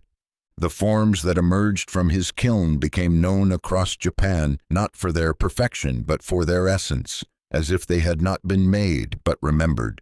Sora had mastered what the ancient mystics called pre-verbal creation, the sacred space between energy and expression, where true manifestation begins. You see, most people create backwards. They begin with words. I want, I need, I hope, but by the time desire becomes language, it has already moved from pure energy into limitation. Words are powerful, but they are also boundaries. They name, define, and narrow, and while necessary, they are not the beginning of creation. Creation starts before language, in the silence where feeling meets intention, where knowing arises without needing to be said. This is pre-verbal creation, a sacred state where reality begins to form in the invisible field of energy, not yet spoken, not yet shaped, but already alive. And the universe listens. Because the universe responds not to what you say, but to what you are. What you radiate before thought translates it. The calm before the sentence, the certainty before the affirmation, the deep emotional alignment that whispers louder than speech. Sacred insight. You don't have to speak it for it to be heard. You don't have to name it for it to form. The most powerful creations happen before the first word is ever spoken. The practice, the pre-verbal visioning ritual. Each morning for the next 7 days, sit in silence for 5 minutes before any task. Do not speak. Do not write. Do not ask. Instead, feel. Imagine a version of yourself already living your desire, but do not use language. Let your body become the prayer. Let your breath become the signal. Let the feeling speak for you. Then move into your day as if the message has already been received, because it has. Sora never needed to name the bowl before shaping it. The clay listened to his essence, not his plans. So too does life shape itself around your energy, not your explanations. Remember this: before the word, there is the wave, and the wave is already moving. Speak if you must, but first, be. Stillness in Crisis, story of a nurse who saved lives by entering inner silence during chaos. In the spring of 1944, as World War II raged across Europe, a makeshift field hospital was set up on the outskirts of Normandy. Supplies were scarce, the wounded arrived by the dozen, and fear clung to the air like smoke. Among the chaos moved a young nurse named Evelyn Rourke. She was not the most experienced nor the most outspoken, but she possessed something that others quickly noticed, a stillness that seemed to settle the entire ward. On June 7th, a bombing raid struck nearby. The ground shook, the lights flickered. Screams rang out. The medical staff panicked. Instruments clattered to the floor. A junior doctor froze mid-procedure. For a moment, everything threatened to unravel. Evelyn did not move. She closed her eyes. In the middle of the sirens, the shouts, the rising fear, she entered a silence so deep it seemed to still time itself. She took one breath, then another, until she felt the storm within her calm. Then she opened her eyes, clear and steady, and began moving. No wasted motion, no rushed words, just precise, quiet action. She picked up the instruments, stabilized a hemorrhaging soldier, directed another nurse with a single nod, and began triaging the next patient. Her calm became contagious. The doctor who had frozen came back to life. Others followed her pace, her breath, her tone. By nightfall, they had treated over 60 wounded. Every one of them survived. Afterward, a fellow nurse asked Evelyn how she had stayed so composed. She simply replied, "I remembered the silence behind the noise." You see, crisis magnifies energy. Most respond with panic, thinking speed is the answer, but it's stillness, not reaction, that unlocks wisdom in chaos. The quieter you become inside, the more clearly you can perceive what needs to be done rather than what fear wants you to do. Evelyn hadn't mastered a technique. She had remembered a truth. When the outer world spins, stillness anchors us to something deeper than circumstance, a place where clarity, not confusion, resides. Sacred insight. Stillness is not withdrawal from the crisis. It is your doorway through it. In silence, intuition replaces panic, precision replaces noise, and miracles begin to move. The practice, the emergency stillness ritual. Next time you face chaos, a heated conversation, a difficult decision, a moment of fear, pause. Close your eyes, even if only for 5 seconds. Inhale through the nose, slow and deep. Exhale even slower. Don't try to control the situation. Just anchor yourself in stillness. Let the noise pass around you. Then, from that silent ground, act. Not from fear, from clarity. Evelyn didn't save lives by rushing. She saved them by remembering who she was when everything else forgot. And in doing so, she became the calm at the center of the storm. You can too. In stillness, your greatest power is revealed. Not in reaction, but in response born from silence. Why the quiet person often leads the room. The science and spirit behind energetic presence. In the winter of 1939, in a Manhattan boardroom filled with voices clashing like cymbals, a young assistant named Eleanor Vance sat quietly at the edge of a long oak table. Executives debated, opinions collided, and tension filled the air like smoke. Eleanor said nothing. She had been brought in to take notes. She wasn't asked to speak, and no one expected her to. But when the conversation reached an impasse and no one could agree on the path forward, something strange happened. All heads turned to her. It wasn't because she had raised her hand. It wasn't because she interrupted. It was because, in the middle of all that noise, Eleanor had remained centered, focused, listening, observing. Her stillness was magnetic. When she finally did speak, her words were measured, clear, and brief. Yet they carried more weight than all the previous arguing combined. The next day, she was promoted. What Eleanor demonstrated that day was more than confidence. It was energetic presence, the quiet authority that does not need to dominate a room to lead it. You see, there is a common misconception that power comes from volume, that leadership belongs to the loudest.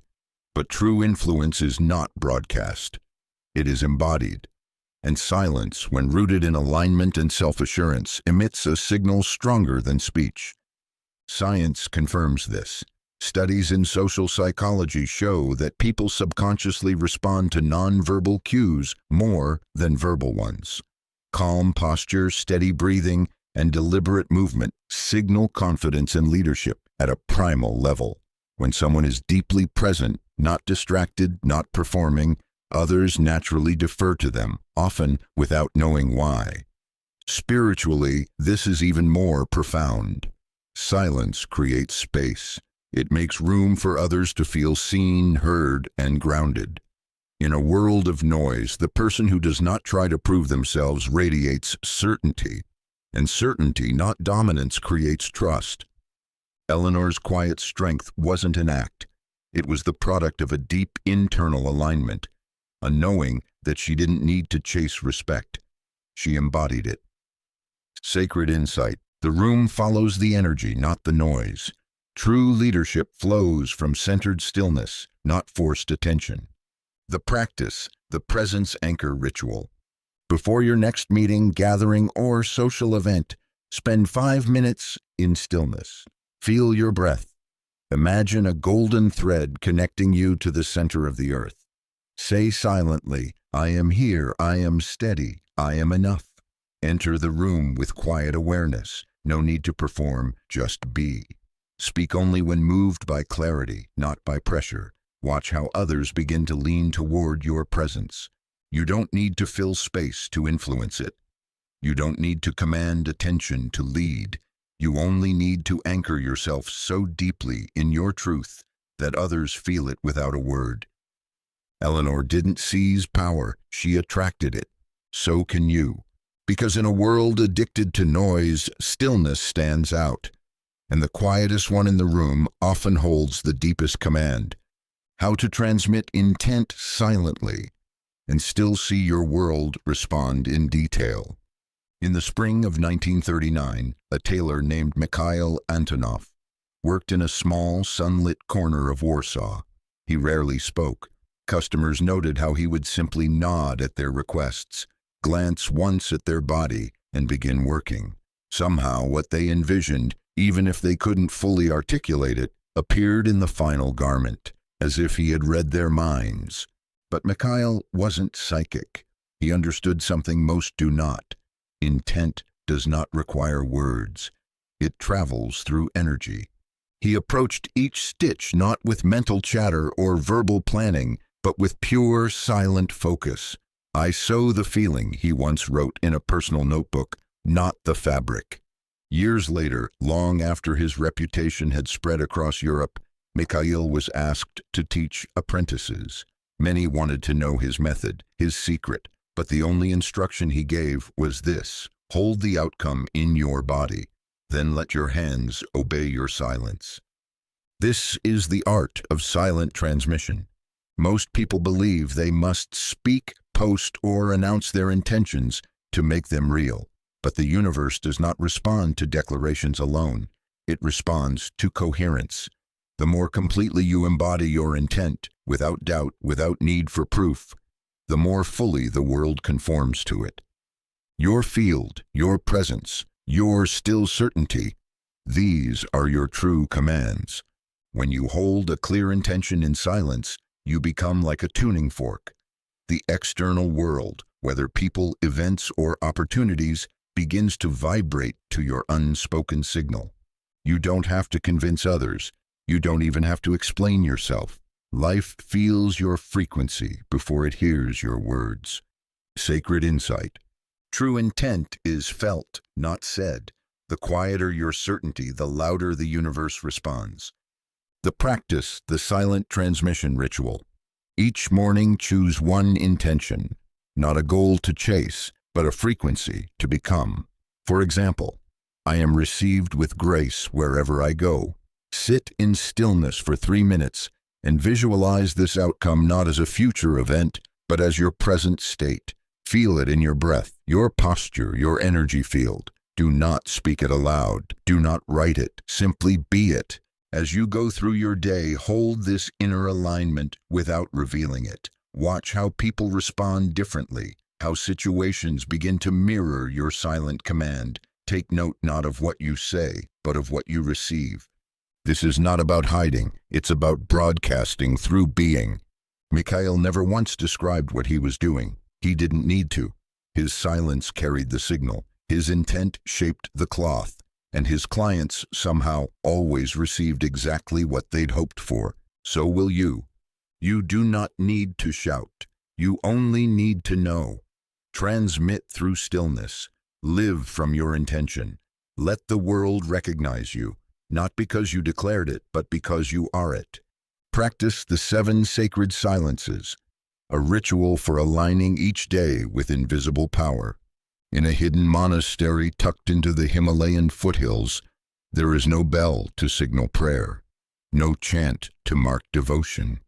The monks there follow a rhythm older than time, a day divided not by hours but by silences. These sacred pauses are their form of alignment, each one attuned to a specific energy of life.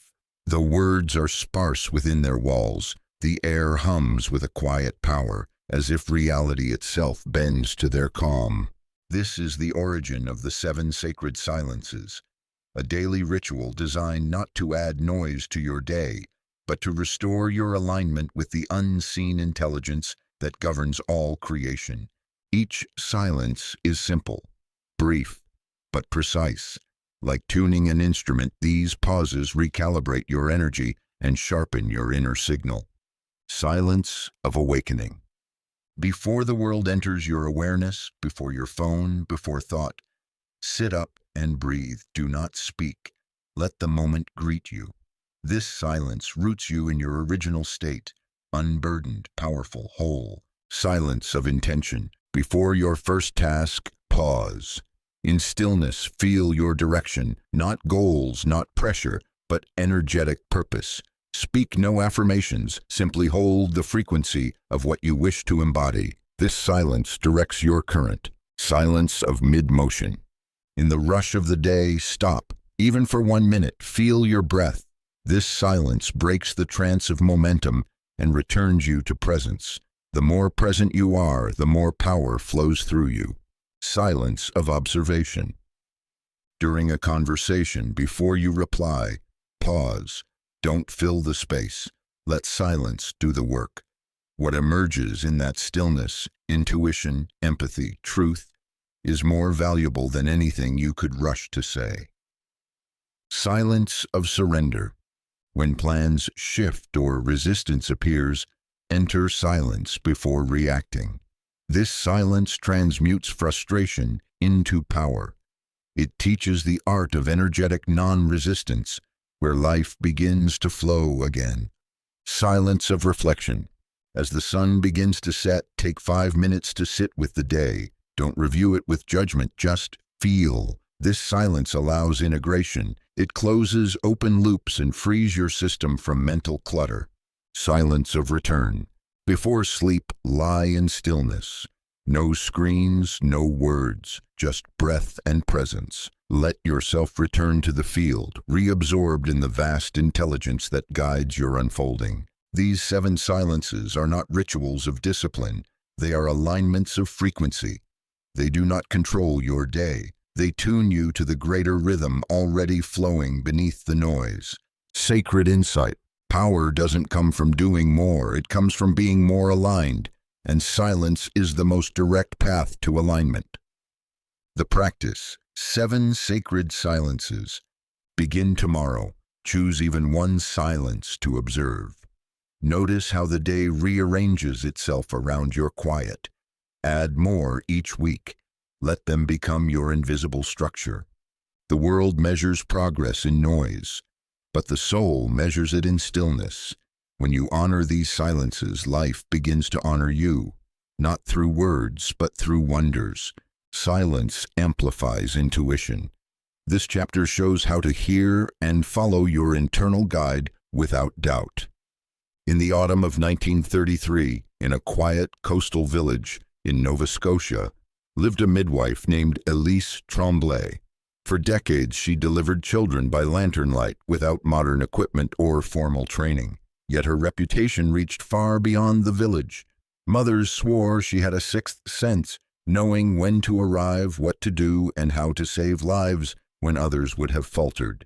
She listens, they would say, but not with her ears. Elise never explained her gift, but those closest to her knew this. Every morning before speaking to a soul, she sat in silence. 10 minutes. No movement, no prayer, just stillness. The world is loud, she once whispered to a young nurse, but the truth is quiet. I wait for it to speak. What Elise had learned through experience is what mystics, healers, and sages have long taught. Intuition does not shout, it whispers, and only silence can amplify its voice. You see, intuition is not a thought. It is a knowing that arises beneath thought, a sudden clarity, a subtle nudge, a shift in breath. But most people miss it, not because they lack intuition, but because they drown it out with noise, overthinking, second-guessing, endless talking. Intuition is not absent, it is ignored. Silence reawakens it. In stillness, the nervous system relaxes, the mind clears, and the internal signal strengthens. You begin to feel what was always there, the gentle compass of your higher knowing, guiding you without logic, but with accuracy beyond reason. This isn't magic, it's alignment. The more time you spend in quiet presence, the more attuned you become to the felt sense of truth. And once you recognize how intuition speaks to you, through your body, your breath, your sudden insights, you begin to trust it without needing proof. Elise never waited for signs. She was the sign that guided from within because she made space to listen. Sacred insight. Your intuition is always speaking, but only silence gives it the room to be heard. The more you quiet the mind, the louder truth becomes. The practice, the inner whisper ritual. Each day, set aside 5 minutes to sit in complete silence. No questions, no journaling, just breathe and listen. As thoughts arise, gently return to stillness. Over time, begin noticing what you feel rather than what you think. When a question arises in your life, instead of debating it, sit with it in silence. Let the answer come as sensation, as imagery, as breath. Don't chase it. Let it arise. Then trust it. Act on what you feel, even if your mind can't explain why. With each step of faith, the voice of intuition grows stronger. Elise Tremblay's guidance didn't come from expertise. It came from presence, and presence was born from silence. So if you seek clarity, stop searching outward. Go quiet, wait, listen, for the answers you've been seeking are already within you, softly waiting to be heard. Story of a man who stopped all affirmations and saw reality accelerate. The secret. Silent conviction. In 1939, in a small apartment above a watch repair shop in Pittsburgh, lived a man named Thomas Bell. By day, he worked with precision and patience, repairing timepieces. By night, he pursued something far more elusive: success. Not just financial, but personal, spiritual, and creative. For years, he immersed himself in every self-help book he could find. His walls were covered in written affirmations. Each morning, he repeated lines into the mirror. I am abundant, I am powerful, I am unstoppable. And yet nothing moved. His income remained the same. Opportunities slipped by. The more he spoke his affirmations, the more hollow they began to feel. One evening, exhausted by his rituals, Thomas sat at his workbench and said aloud, I'm done. Not out of frustration, but out of clarity. He felt something shift, as if all his effort had been building toward this moment of surrender. The next day, he did something different. He said nothing. No affirmations, no declarations, no mental rehearsals. He simply chose to move through the world as if what he desired had already been decided. He didn't need to speak it. He knew it. There was no drama in this shift. Only silent conviction. That week, a long overdue payment arrived without a reminder. A client he'd admired quietly recommended him to a prominent jewelry house. Within a month, Thomas had more business than he could handle. No vision boards, no mantras, just still, unwavering certainty. You see, affirmations are like training wheels, useful at first, but at some point they become unnecessary, even obstructive. When belief is incomplete, we speak to fill the gap. But when belief becomes embodiment, words fall away. Silent conviction is the energy of already done. And the universe responds not to how often you affirm, but to how deeply you believe without needing to speak. Thomas's world didn't accelerate because he stopped speaking. It accelerated because silence confirmed what words could not. His knowing was whole. Sacred insight. When your conviction matures, it quiets.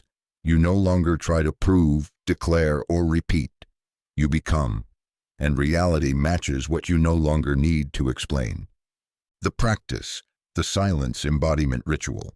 For the next 7 days, choose one desire or goal. Do not affirm it. Do not journal about it. Speak of it to no one. Instead, live as though it is already your reality.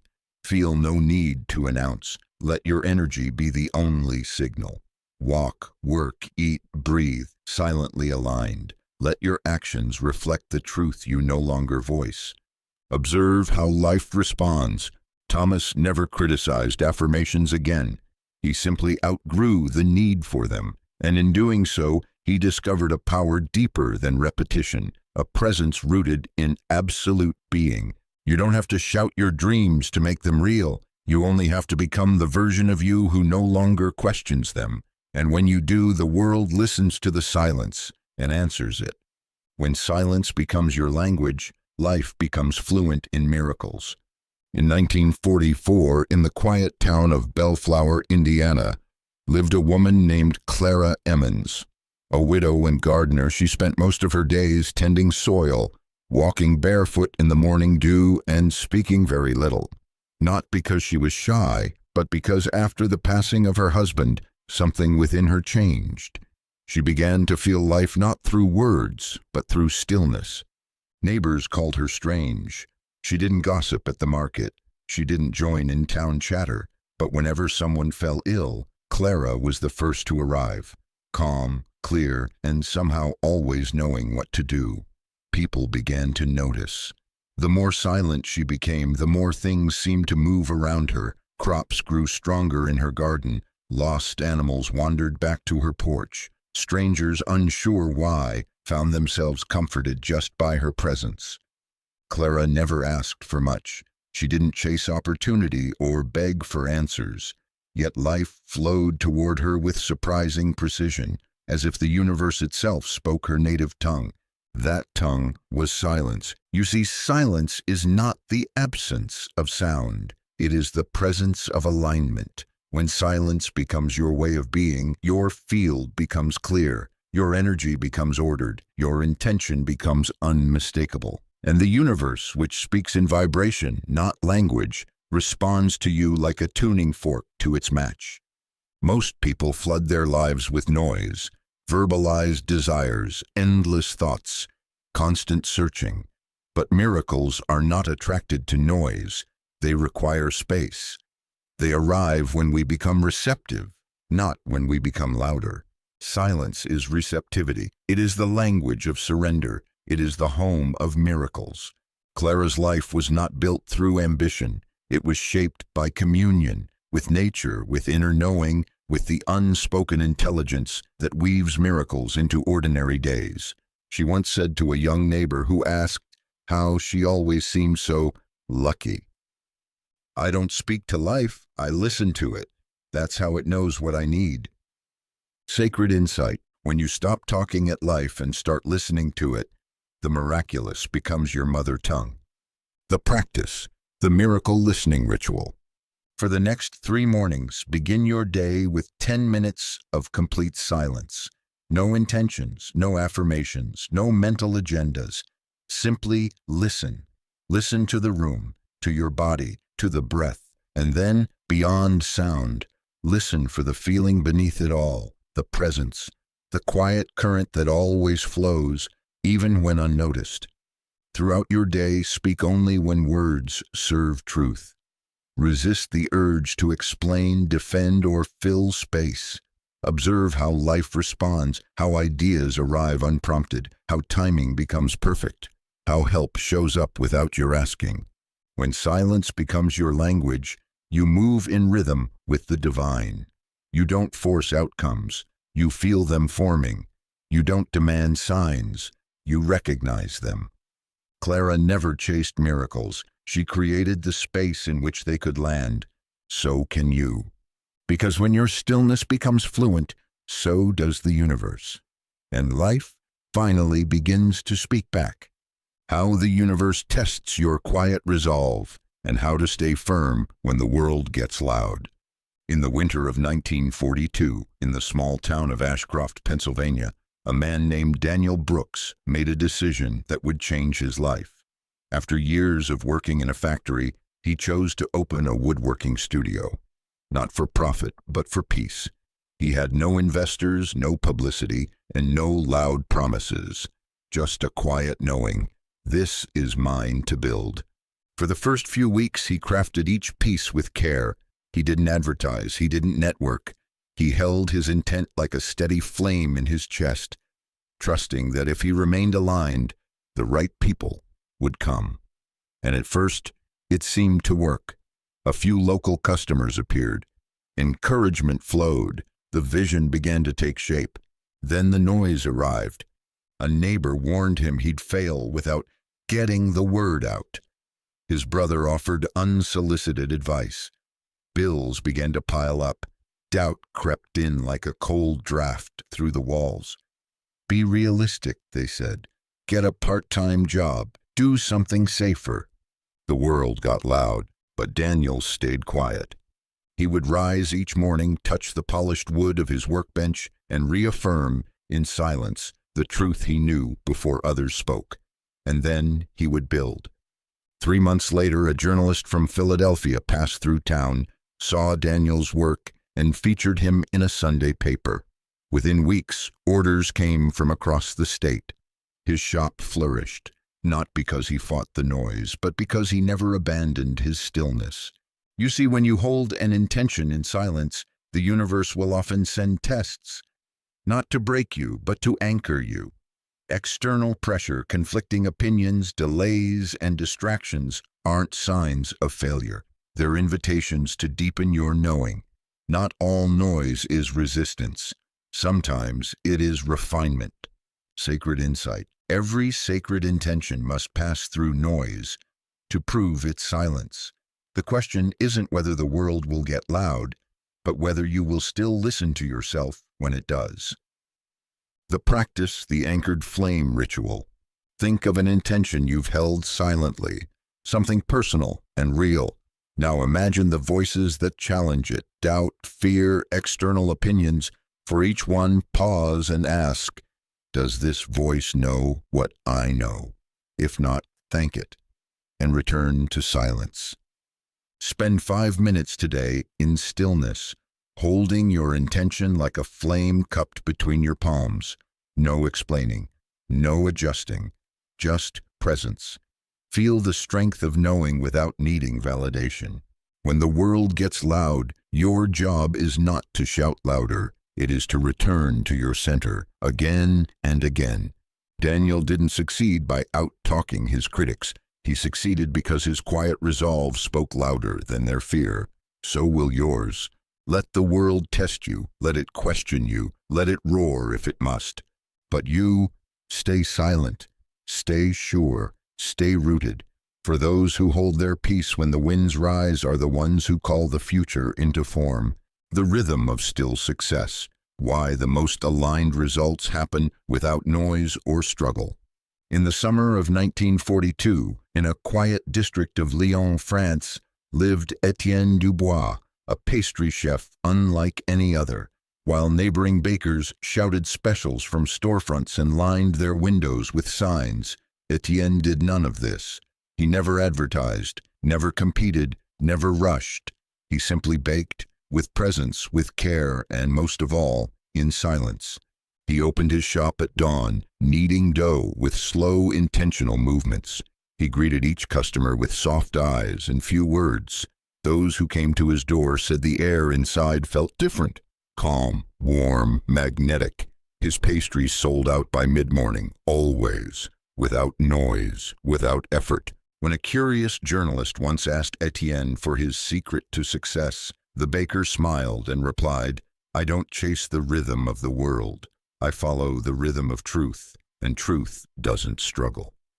That phrase, simple yet profound, holds the key to what can only be called still success, achievement that flows from alignment, not exhaustion.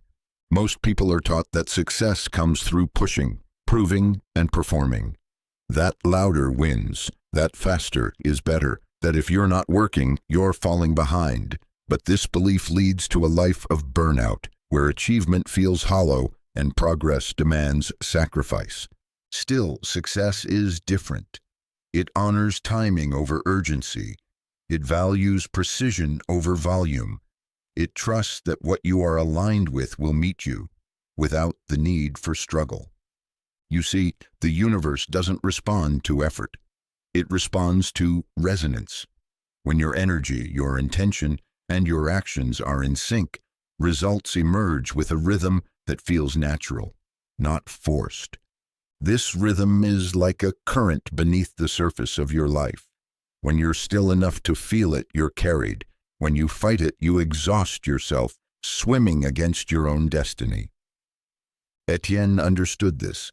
His work was his alignment, his joy was his marketing, and his silence, his refusal to play the noisy game of external validation, was what made him unforgettable. Sacred insight. Struggle is a signal you've lost rhythm. Stillness is how you find it again. Success without noise is not only possible, it's the truest kind. The practice. The rhythm reset. Choose one area of your life where you've been forcing, rushing, or over-efforting. Step back for one full day. Don't speak about it. Don't push it. Just observe.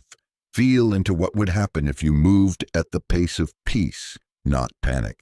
Then do only what feels aligned, not urgent.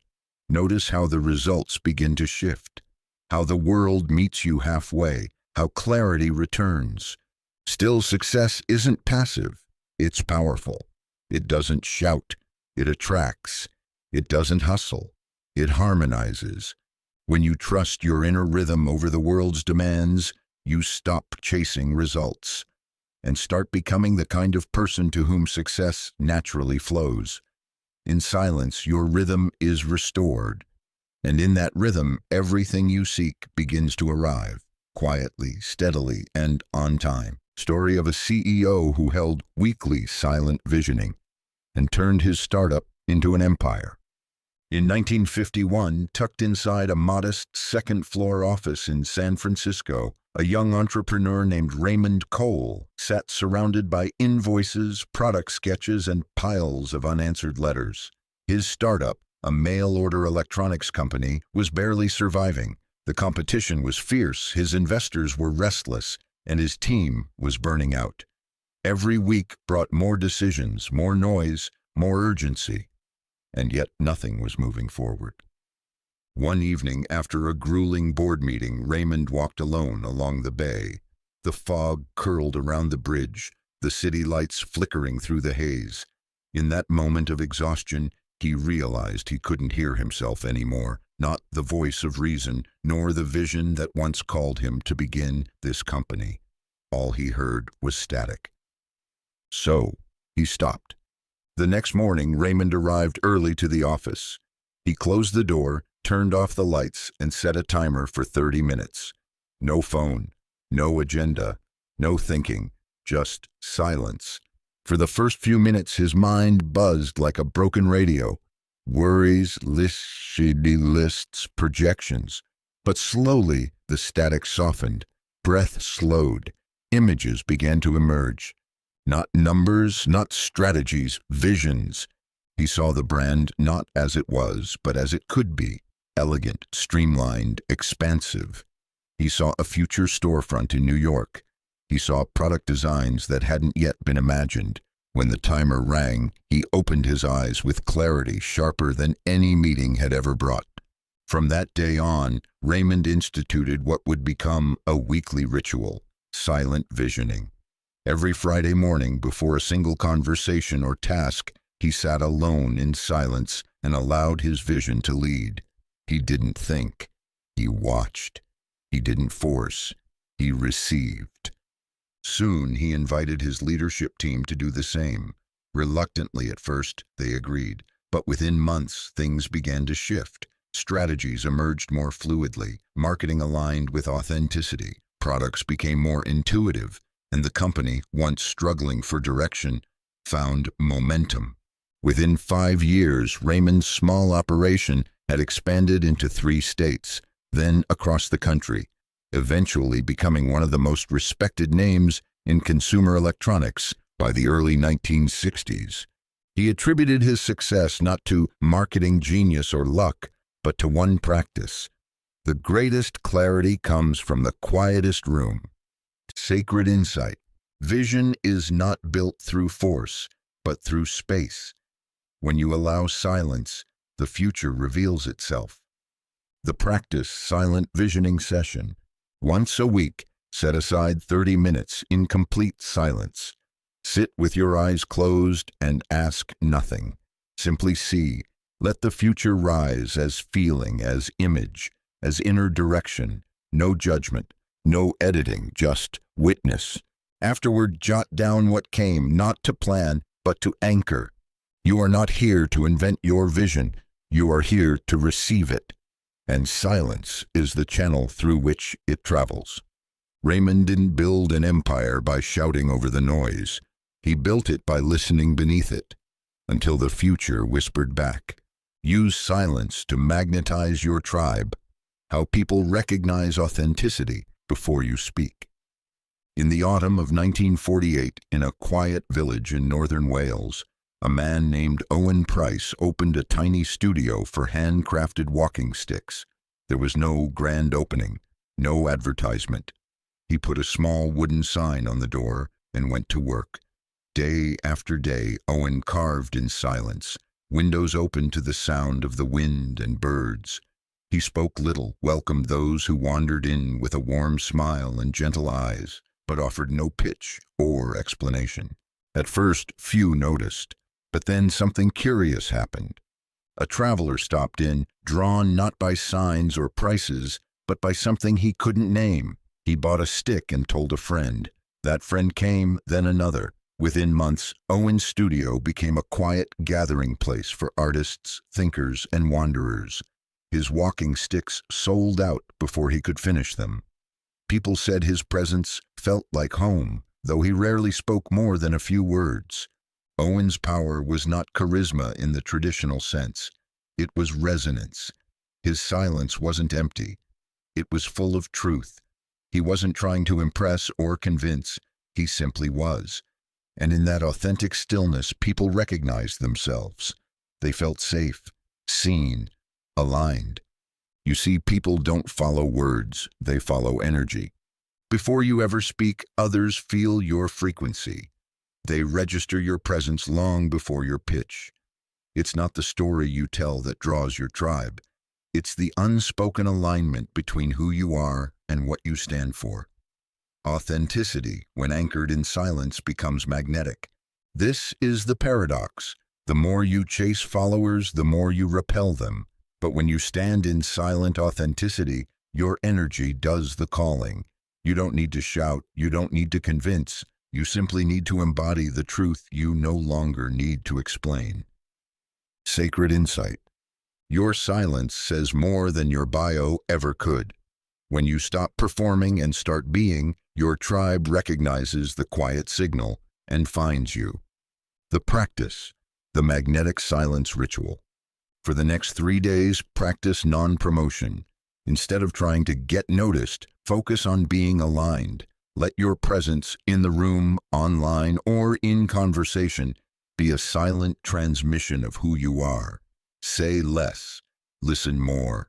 Speak only when moved by truth, not strategy. Notice how people respond. Watch who lingers longer, asks deeper questions, or senses something they can't quite name. This is your energetic resonance at work. Owen Price never built a brand. He became one. His silence was not withdrawal, it was invitation. And in that quiet space, those who were meant to find him did. So will yours. When you release the need to speak for validation and allow silence to carry your signal, you don't just gather followers. You call in your true tribe, the ones who feel you before they hear you, the ones who come not because of what you said, but because of who you are. Learn the sacred art of not explaining and how it creates space for life to validate your knowing. In the spring of 1931, in the coastal town of Monterey, California, a young woman named Lillian Graves left her teaching job to open a small studio for sculpture. Friends were confused. "You've never studied art," they said. "What if it doesn't work? Why now?" But Lillian offered no defense. She smiled, thanked them, and returned to her quiet work with stone and clay. She didn't explain herself, not because she lacked words, but because she didn't need them. She had already decided, and that silence became her shield. You see, the world often demands explanation when someone chooses to grow. When you step out of expectation, you will be asked to justify your path. But the deeper your inner knowing, The less external validation you require and the less you explain, the more powerful your energy becomes. Every time you explain your vision, you risk diluting it. Not because others are unworthy of knowing, but because your need to explain reveals an unspoken insecurity, and energy always follows belief. If you must convince, you do not yet fully trust. But silence speaks differently. Silence says, I already know. It creates space for life to rise and meet you, not through persuasion, but through confirmation. Lillian's work, born from quiet trust, began to attract attention. A local gallery owner walked past her studio and felt drawn inside. Within months, her sculptures were displayed.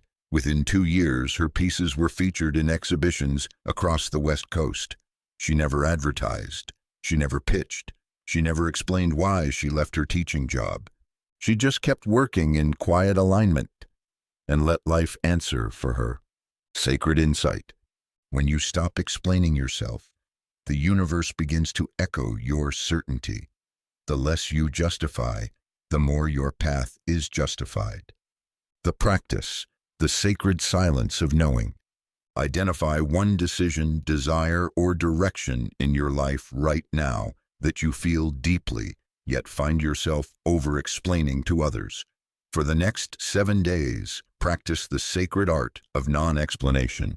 If someone asks why, respond only with calm confidence, because it feels right. No elaboration, no defense. Let that be enough, for them and for you. Each time you resist the urge to explain, feel how your energy consolidates. Feel your certainty strengthen.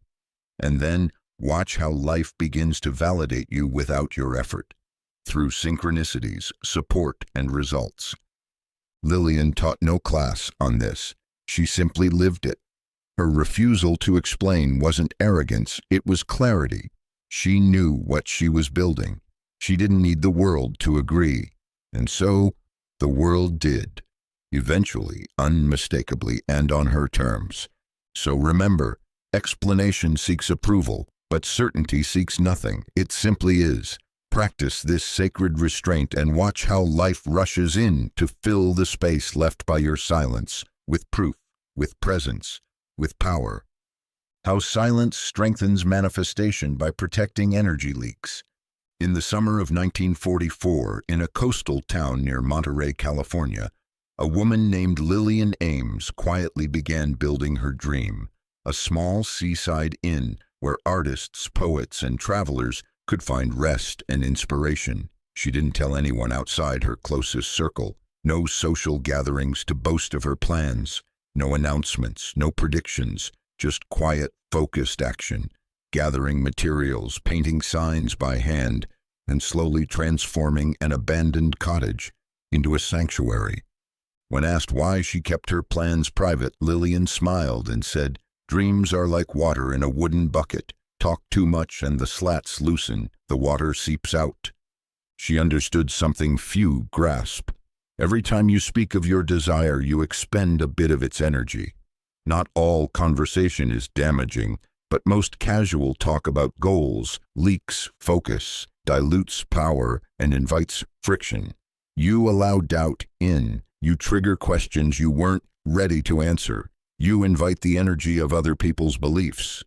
Beliefs that may not match your frequency. Manifestation is not just about setting intentions. It's about preserving them, holding them like sacred fire, keeping the heat inside. Silence is the containment field that keeps your vision strong. You see, energy is like currency. You only have so much to spend. And when you spend it prematurely, through explanation, justification, or trying to convince others, you leave little left for actual creation. Lillian's Inn, the Saltwind Retreat, opened with no grand marketing push.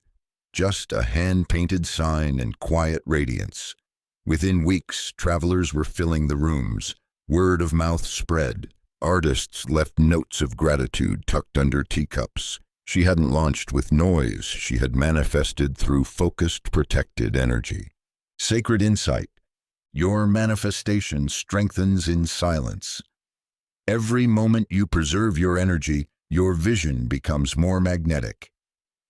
The practice, the leak lock ritual. Choose one goal or desire that you're currently nurturing. For the next 7 days, make it sacredly silent. No speaking of it to anyone. No hinting, explaining, or updating. Use the energy you'd normally spend describing it to. Instead, embody it. Whenever you feel the urge to talk about it, pause and breathe. Ask, would speaking now strengthen this or drain it? If it would drain it, return to silence. Channel the saved energy into aligned action. Let silence build momentum. Let your intention grow roots in the unseen. Watch how reality begins to conform more swiftly because your energy is no longer scattering. It's focused, contained, and clear. Lillian never fought for attention. She never sold her dream in words. She let the strength of her inner knowing, held quietly and steadily, speak through the world she built. So can you. Your dream doesn't need promotion. It needs preservation. Let silence be your shield. Let focus be your fuel. And watch as your manifestation accelerates, not by shouting louder, but by leaking nothing. Read how a dancer found fame not through press, but by holding inner stillness as her core ritual. In the heart of 1935 Chicago, where jazz clubs throbbed with life and theater marquees lit up the streets, a dancer named Lillian Grace moved through the world in a way that defied the times. She wasn't flashy.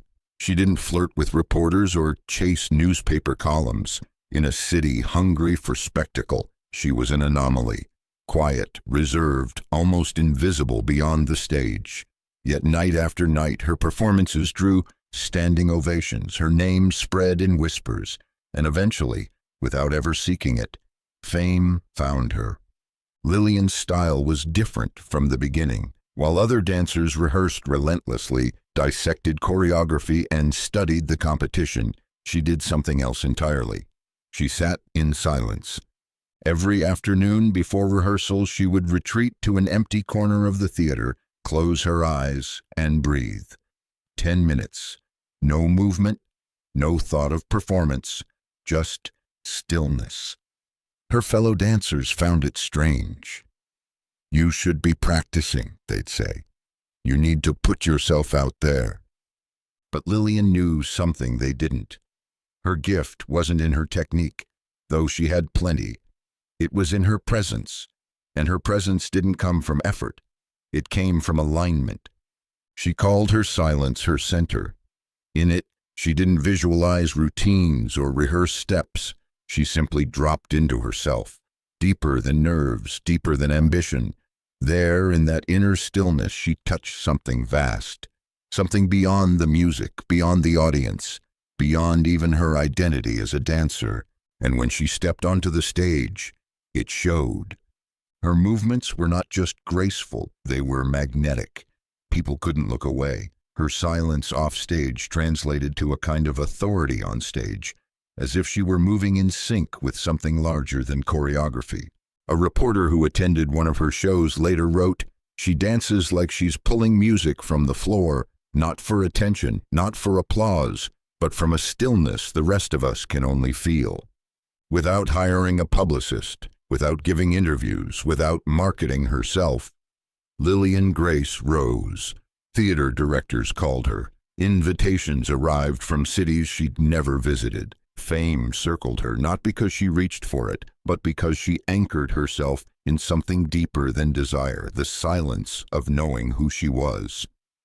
Sacred insight. The world cannot resist the pull of someone rooted in stillness. It is the ultimate form of expression, and the most magnetic. The practice, the stillness anchor. Each day before you engage your craft, whether it's performance, creation, or leadership, sit for 10 minutes in complete silence. No goals, no affirmations, just presence. Ask nothing of the world, simply be.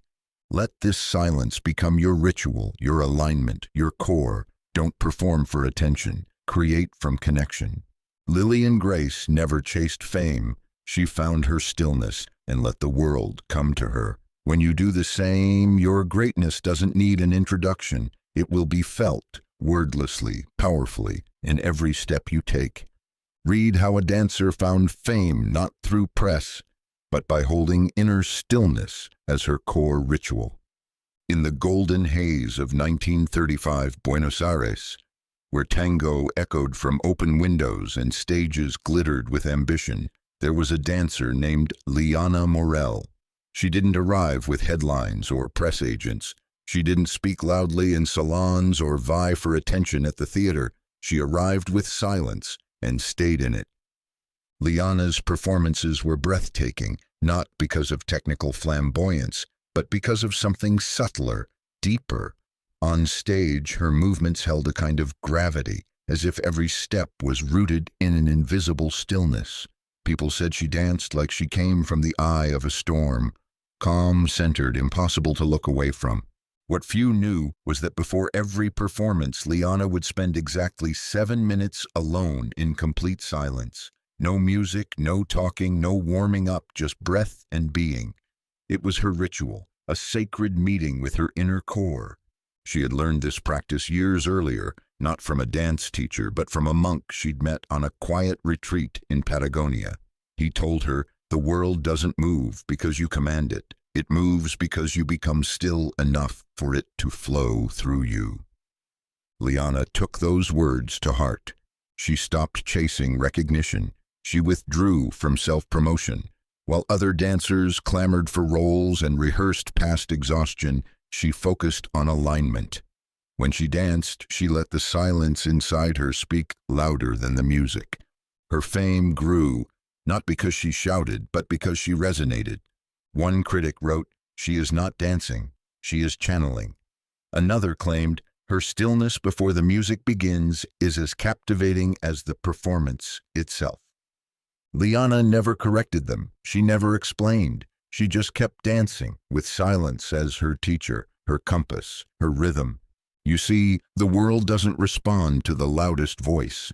It responds to the clearest signal. Inner stillness is that signal. When you stop trying to prove, promote, and push, you create space for the world to come to you. You become a magnet, not a messenger. You don't chase impact. You embody it. Sacred insight. Fame is not found in noise. It arises in those who carry their essence so quietly, the world can't help but listen. The practice, the stillness stage. Before any act of expression, a presentation, a meeting, a performance, take 5 minutes of inward silence. Sit, breathe, center. Do not visualize, do not affirm. Simply return to your core, then move forward from that depth. Do this consistently. Let it become your inner stage. Liana Morel's success didn't come from reaching outward. It came from anchoring inward. In a world of noise, she became unforgettable through quiet. And so can you. When silence becomes your starting point, everything you touch begins to carry that depth. And the world responds in kind. Quiet as courage. How silence disarms chaos and becomes the highest form of leadership. In 1941, amidst the swirling uncertainty of wartime London, a man named Robert Hale was promoted to lead a factory responsible for producing critical supplies. He had no military background, no charisma, and no interest in authority. But what he had, and what few understood, was an unusual kind of power. He led without noise. The workers expected speeches, they expected orders, discipline, hierarchy. But when Hale entered the factory floor, he said little. He observed, he listened, he spoke only when needed, and when he did, his words landed with clarity, not command. Then one morning, disaster struck. A supply truck overturned, damaging key inventory. The crew panicked, voices rose, blame flew, urgency turned to chaos. Hale didn't shout, he didn't rush. He walked to the center of the room and stood still. He didn't need to quiet the room. His stillness did it for him somehow. Eyes turned toward him, voices faded. The very air seemed to pause. In the space of that silence, the team realigned. Focus returned. Solutions emerged. Orders were reorganized. By nightfall, production was back on track. One of the supervisors later said, "It wasn't what he did, it was what he didn't do. He didn't react. He held the ground we were losing." This is the courage of silence. In a culture that equates leadership with direction, volume, and speed, true leaders are those who hold steady when others collapse into noise. Silence is not passivity, it is presence. It is the refusal to be pulled into reaction. It is choosing to respond from wisdom instead of fear. Chaos feeds on attention. It multiplies through panic, but silence disrupts that loop. It's a pattern breaker, a frequency shift. And when held with confidence, it calms storms. You don't need to be in a crisis to apply this.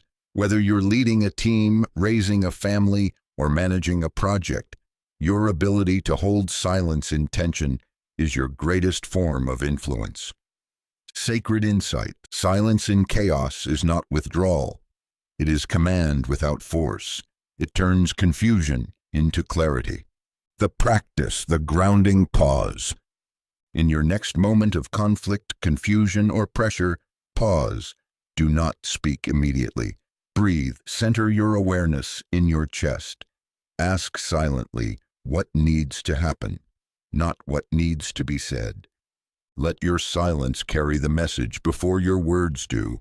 Robert Hale never chased leadership. He simply carried stillness, and others followed. The next time the world becomes noisy around you, remember, the loudest voice isn't the one that leads. It's the quiet presence that refuses to be shaken, and that is true courage. When others talk, you anchor. Learn how silence grounds energy in meetings, conflicts, and decisions. In 1951, in the bustling city of Chicago, Margaret Leland worked as the only woman executive in a male-dominated textile firm. Meetings were loud, opinions sharper than necessary, and progress often stalled in the crossfire of egos. While others postured, argued, and talked over one another, Margaret rarely interrupted. She would sit with her hands folded, eyes steady, listening deeply. Colleagues mistook her quiet for passivity until it was time to decide. In one particularly heated boardroom clash over a risky expansion, voices rose, tempers flared, and no one could agree. When the shouting subsided, all eyes turned to Margaret. She hadn't spoken a word in over 30 minutes. Then she said, calmly and clearly, "You're all trying to win. No one's trying to solve." The room fell silent. Her clarity cut through the chaos, not because she out-talked them, but because she out-anchored them.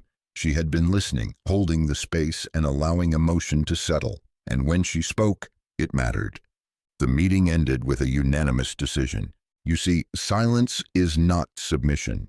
It is stability. In any room, conversation, or conflict, there are two kinds of people: those who create movement and those who create grounding.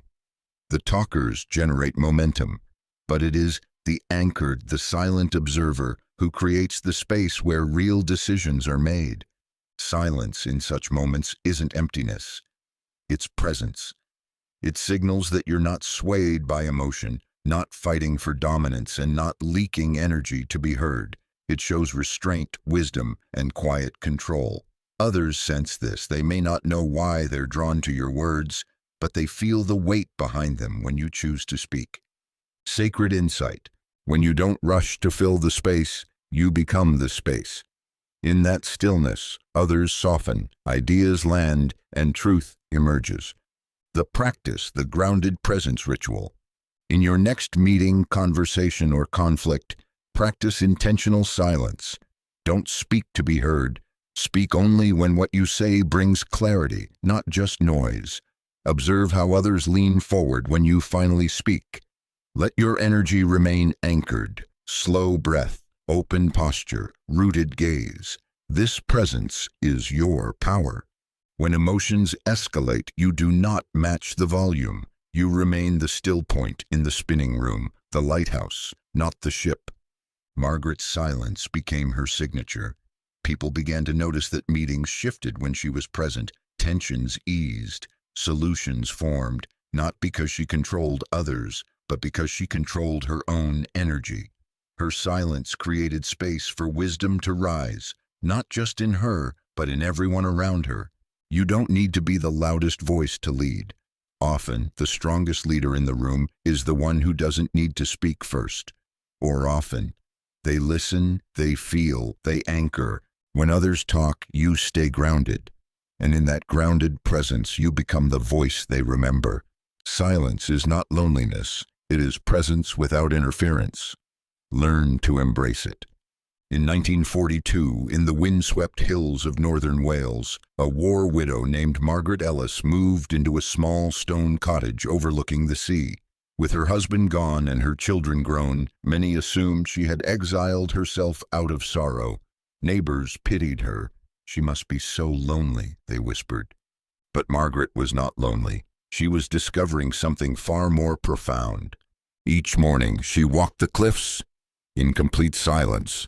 No conversation, no music, no distractions. She watched the tide roll in and the gulls dance on the wind. She spoke to no one, yet felt accompanied, guided, connected to something deeper than noise or words. You see, silence is often misunderstood. In a culture obsessed with constant stimulation, silence is feared. It's mistaken for emptiness, for absence, for being forgotten. But true silence, sacred silence, is not the absence of something. It is the presence of everything without interference. Loneliness is a disconnection from meaning. Silence is the reconnection to it. When you are lonely, you ache to be seen, but when you are silent and present, you realize you already are, not by others, but by life itself. Margaret didn't run from people. She returned to herself. And in doing so, she discovered the fullness of her own presence. In time, her paintings, which she began quietly creating in her cottage, began to express what she no longer needed to say aloud: wholeness, peace, aliveness. Travelers eventually stumbled upon her work at a small coastal inn. Her art, born from silence, spoke volumes. It was collected by galleries and admired by strangers, but Margaret never left her quiet home. "I have everything I need," she told one curator, "and none of it speaks." Sacred insight. Silence is not an empty room. It is the space where presence expands. When you stop running from it, you discover you are never truly alone. The practice, embracing sacred stillness. This week, spend 1 hour with no external input. No phone, no music, no conversation, no goals. Simply be in your space. Walk, sit, observe. Let your thoughts pass like clouds. Let emotions rise and fall without judgment. When discomfort arises, and it likely will, resist the urge to fill it. Ask instead, what is this silence showing me? Beneath the noise, you will begin to feel it. The quiet presence that has always been with you, waiting to be remembered. Margaret did not heal by filling the space around her. She healed by honoring it. Her silence was not isolation. It was intimacy, with herself, with the earth, with spirit. So let the silence hold you. Let it introduce you to the part of you that exists beyond roles, beyond voices, beyond needing to be anything at all. In that space, loneliness dissolves, and what remains is the greatest presence of all, your own, whole, complete, interfered with by nothing. The final practice, complete alignment through stillness. How to enter creation mode without movement or words. In the hush of early morning, before the streets of Kyoto stirred, a calligrapher named Naoko sat in her garden, brush untouched, paper untouched. She did not move. She did not speak. Her eyes were closed, her body still. For outsiders, it looked like nothing was happening. But inside Naoko's stillness, everything was aligning. When she finally moved, it was with one effortless stroke, a single character painted in perfect harmony. Ki, it read, energy, life force, creative presence. Her apprentices marveled. How did you do it? They asked. It's as if your spirit painted it for you. Naoko simply said, I aligned before I touched the brush. This is the final and most sacred teaching of manifestation. Complete alignment through stillness. It is the moment when you stop reaching, trying, planning, or speaking, when you stop moving in the outer world and begin moving deeply within. It is not the end of creation. It is the moment creation begins to move through you. Most people believe that manifestation requires action, visible proof of effort, but true creation starts in the invisible. When the inner world becomes clear, the outer world must reflect it. But the only way to reach this level of clarity is through stillness. Not empty passivity, but active receptivity. Stillness is not the absence of creation. It is the precondition for it. In that sacred pause, your energy reorganizes, your thoughts settle. Your frequency becomes whole. You no longer act from separation. You act from union, with your desire, your power, and the field of possibility around you. You are not speaking it into existence. You are being it into existence. Sacred insight. Stillness is not silence. It is source. In stillness, you don't push reality. You allow reality to rise through you, fully formed. The practice, the 0-point alignment ritual. Each morning, before touching your phone, before speaking a word, sit in stillness. Set a timer for 5 to 10 minutes. Let your body relax, your breath settle. Bring to mind one intention, not as a wish, but as a present state. Feel yourself already aligned with it. Now release the thought. Let the feeling remain. Breathe. Do not visualize. Do not affirm. Just be. Let the energy arrange itself in the space of no effort. If your mind wanders, gently return to breath. This is creation mode. After stillness, move through your day without gripping, chasing, or forcing. You are now radiating what you want, not requesting it. Naoko painted masterpieces not from tension, but from presence. Her stroke was pure because her state was pure. She aligned, then created. So can you. This final practice is not another technique. It is a return to your source, to your knowing, to the quiet space where all manifestation begins, not with movement, but with stillness so whole, reality cannot help but respond. Conclusion: you do not chase your goals. They move to meet your silence. You are now the still point that moves the world. You began this journey perhaps believing that silence was something passive, an absence, a void, a quietness reserved for the spiritual or the solemn. But now you understand. Silence is a force, a current, a language the universe cannot ignore. Every chapter has revealed what the noise of the world hides, that you are not meant to fight, hustle, or strive your way into the life you want. You are meant to become the version of yourself who already holds it, not through more action, but through deeper presence. This is not about doing less. It is about being more precise. It is about shedding the excess, the over-explaining, overthinking, over-speaking, until what remains is clarity, and what radiates is power. You no longer need to speak your desires into the wind and hope they return. You no longer need to convince others or even yourself that you are worthy. When you are silent in certainty, the signal is stronger than any shouted goal. You are now the still point, the calm at the center of your own storm. Where others react, you pause. Where others shout, you listen. Where others rush, you wait with purpose. This stillness is not emptiness. It is command. It is the root of true influence, real manifestation, and sustainable peace. Think back to the dancers, the seamstresses, the watchmakers, and artists, whose lives changed not when they forced an outcome, but when they released the noise and stepped into alignment. They became magnetic not by chasing their futures, but by standing still long enough for those futures to find them. You have that same power. Every desire you hold, love, Freedom, expression, abundance already exists in the field. The way to it is not paved by noise, but by resonance. And resonance begins in silence. Let silence be your foundation, your starting point, your response when the world rushes you, your refuge when doubt creeps in. Let it be the space where your energy refines, your identity strengthens, and your reality rearranges. Sacred insight. When you stop chasing, you stop scattering, and when you stop scattering, you start attracting.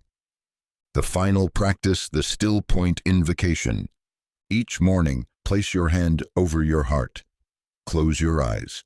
Say nothing. Think nothing. Feel your presence settle into the center of your being. Hold it, not for an outcome, but as your natural state. This is your still point.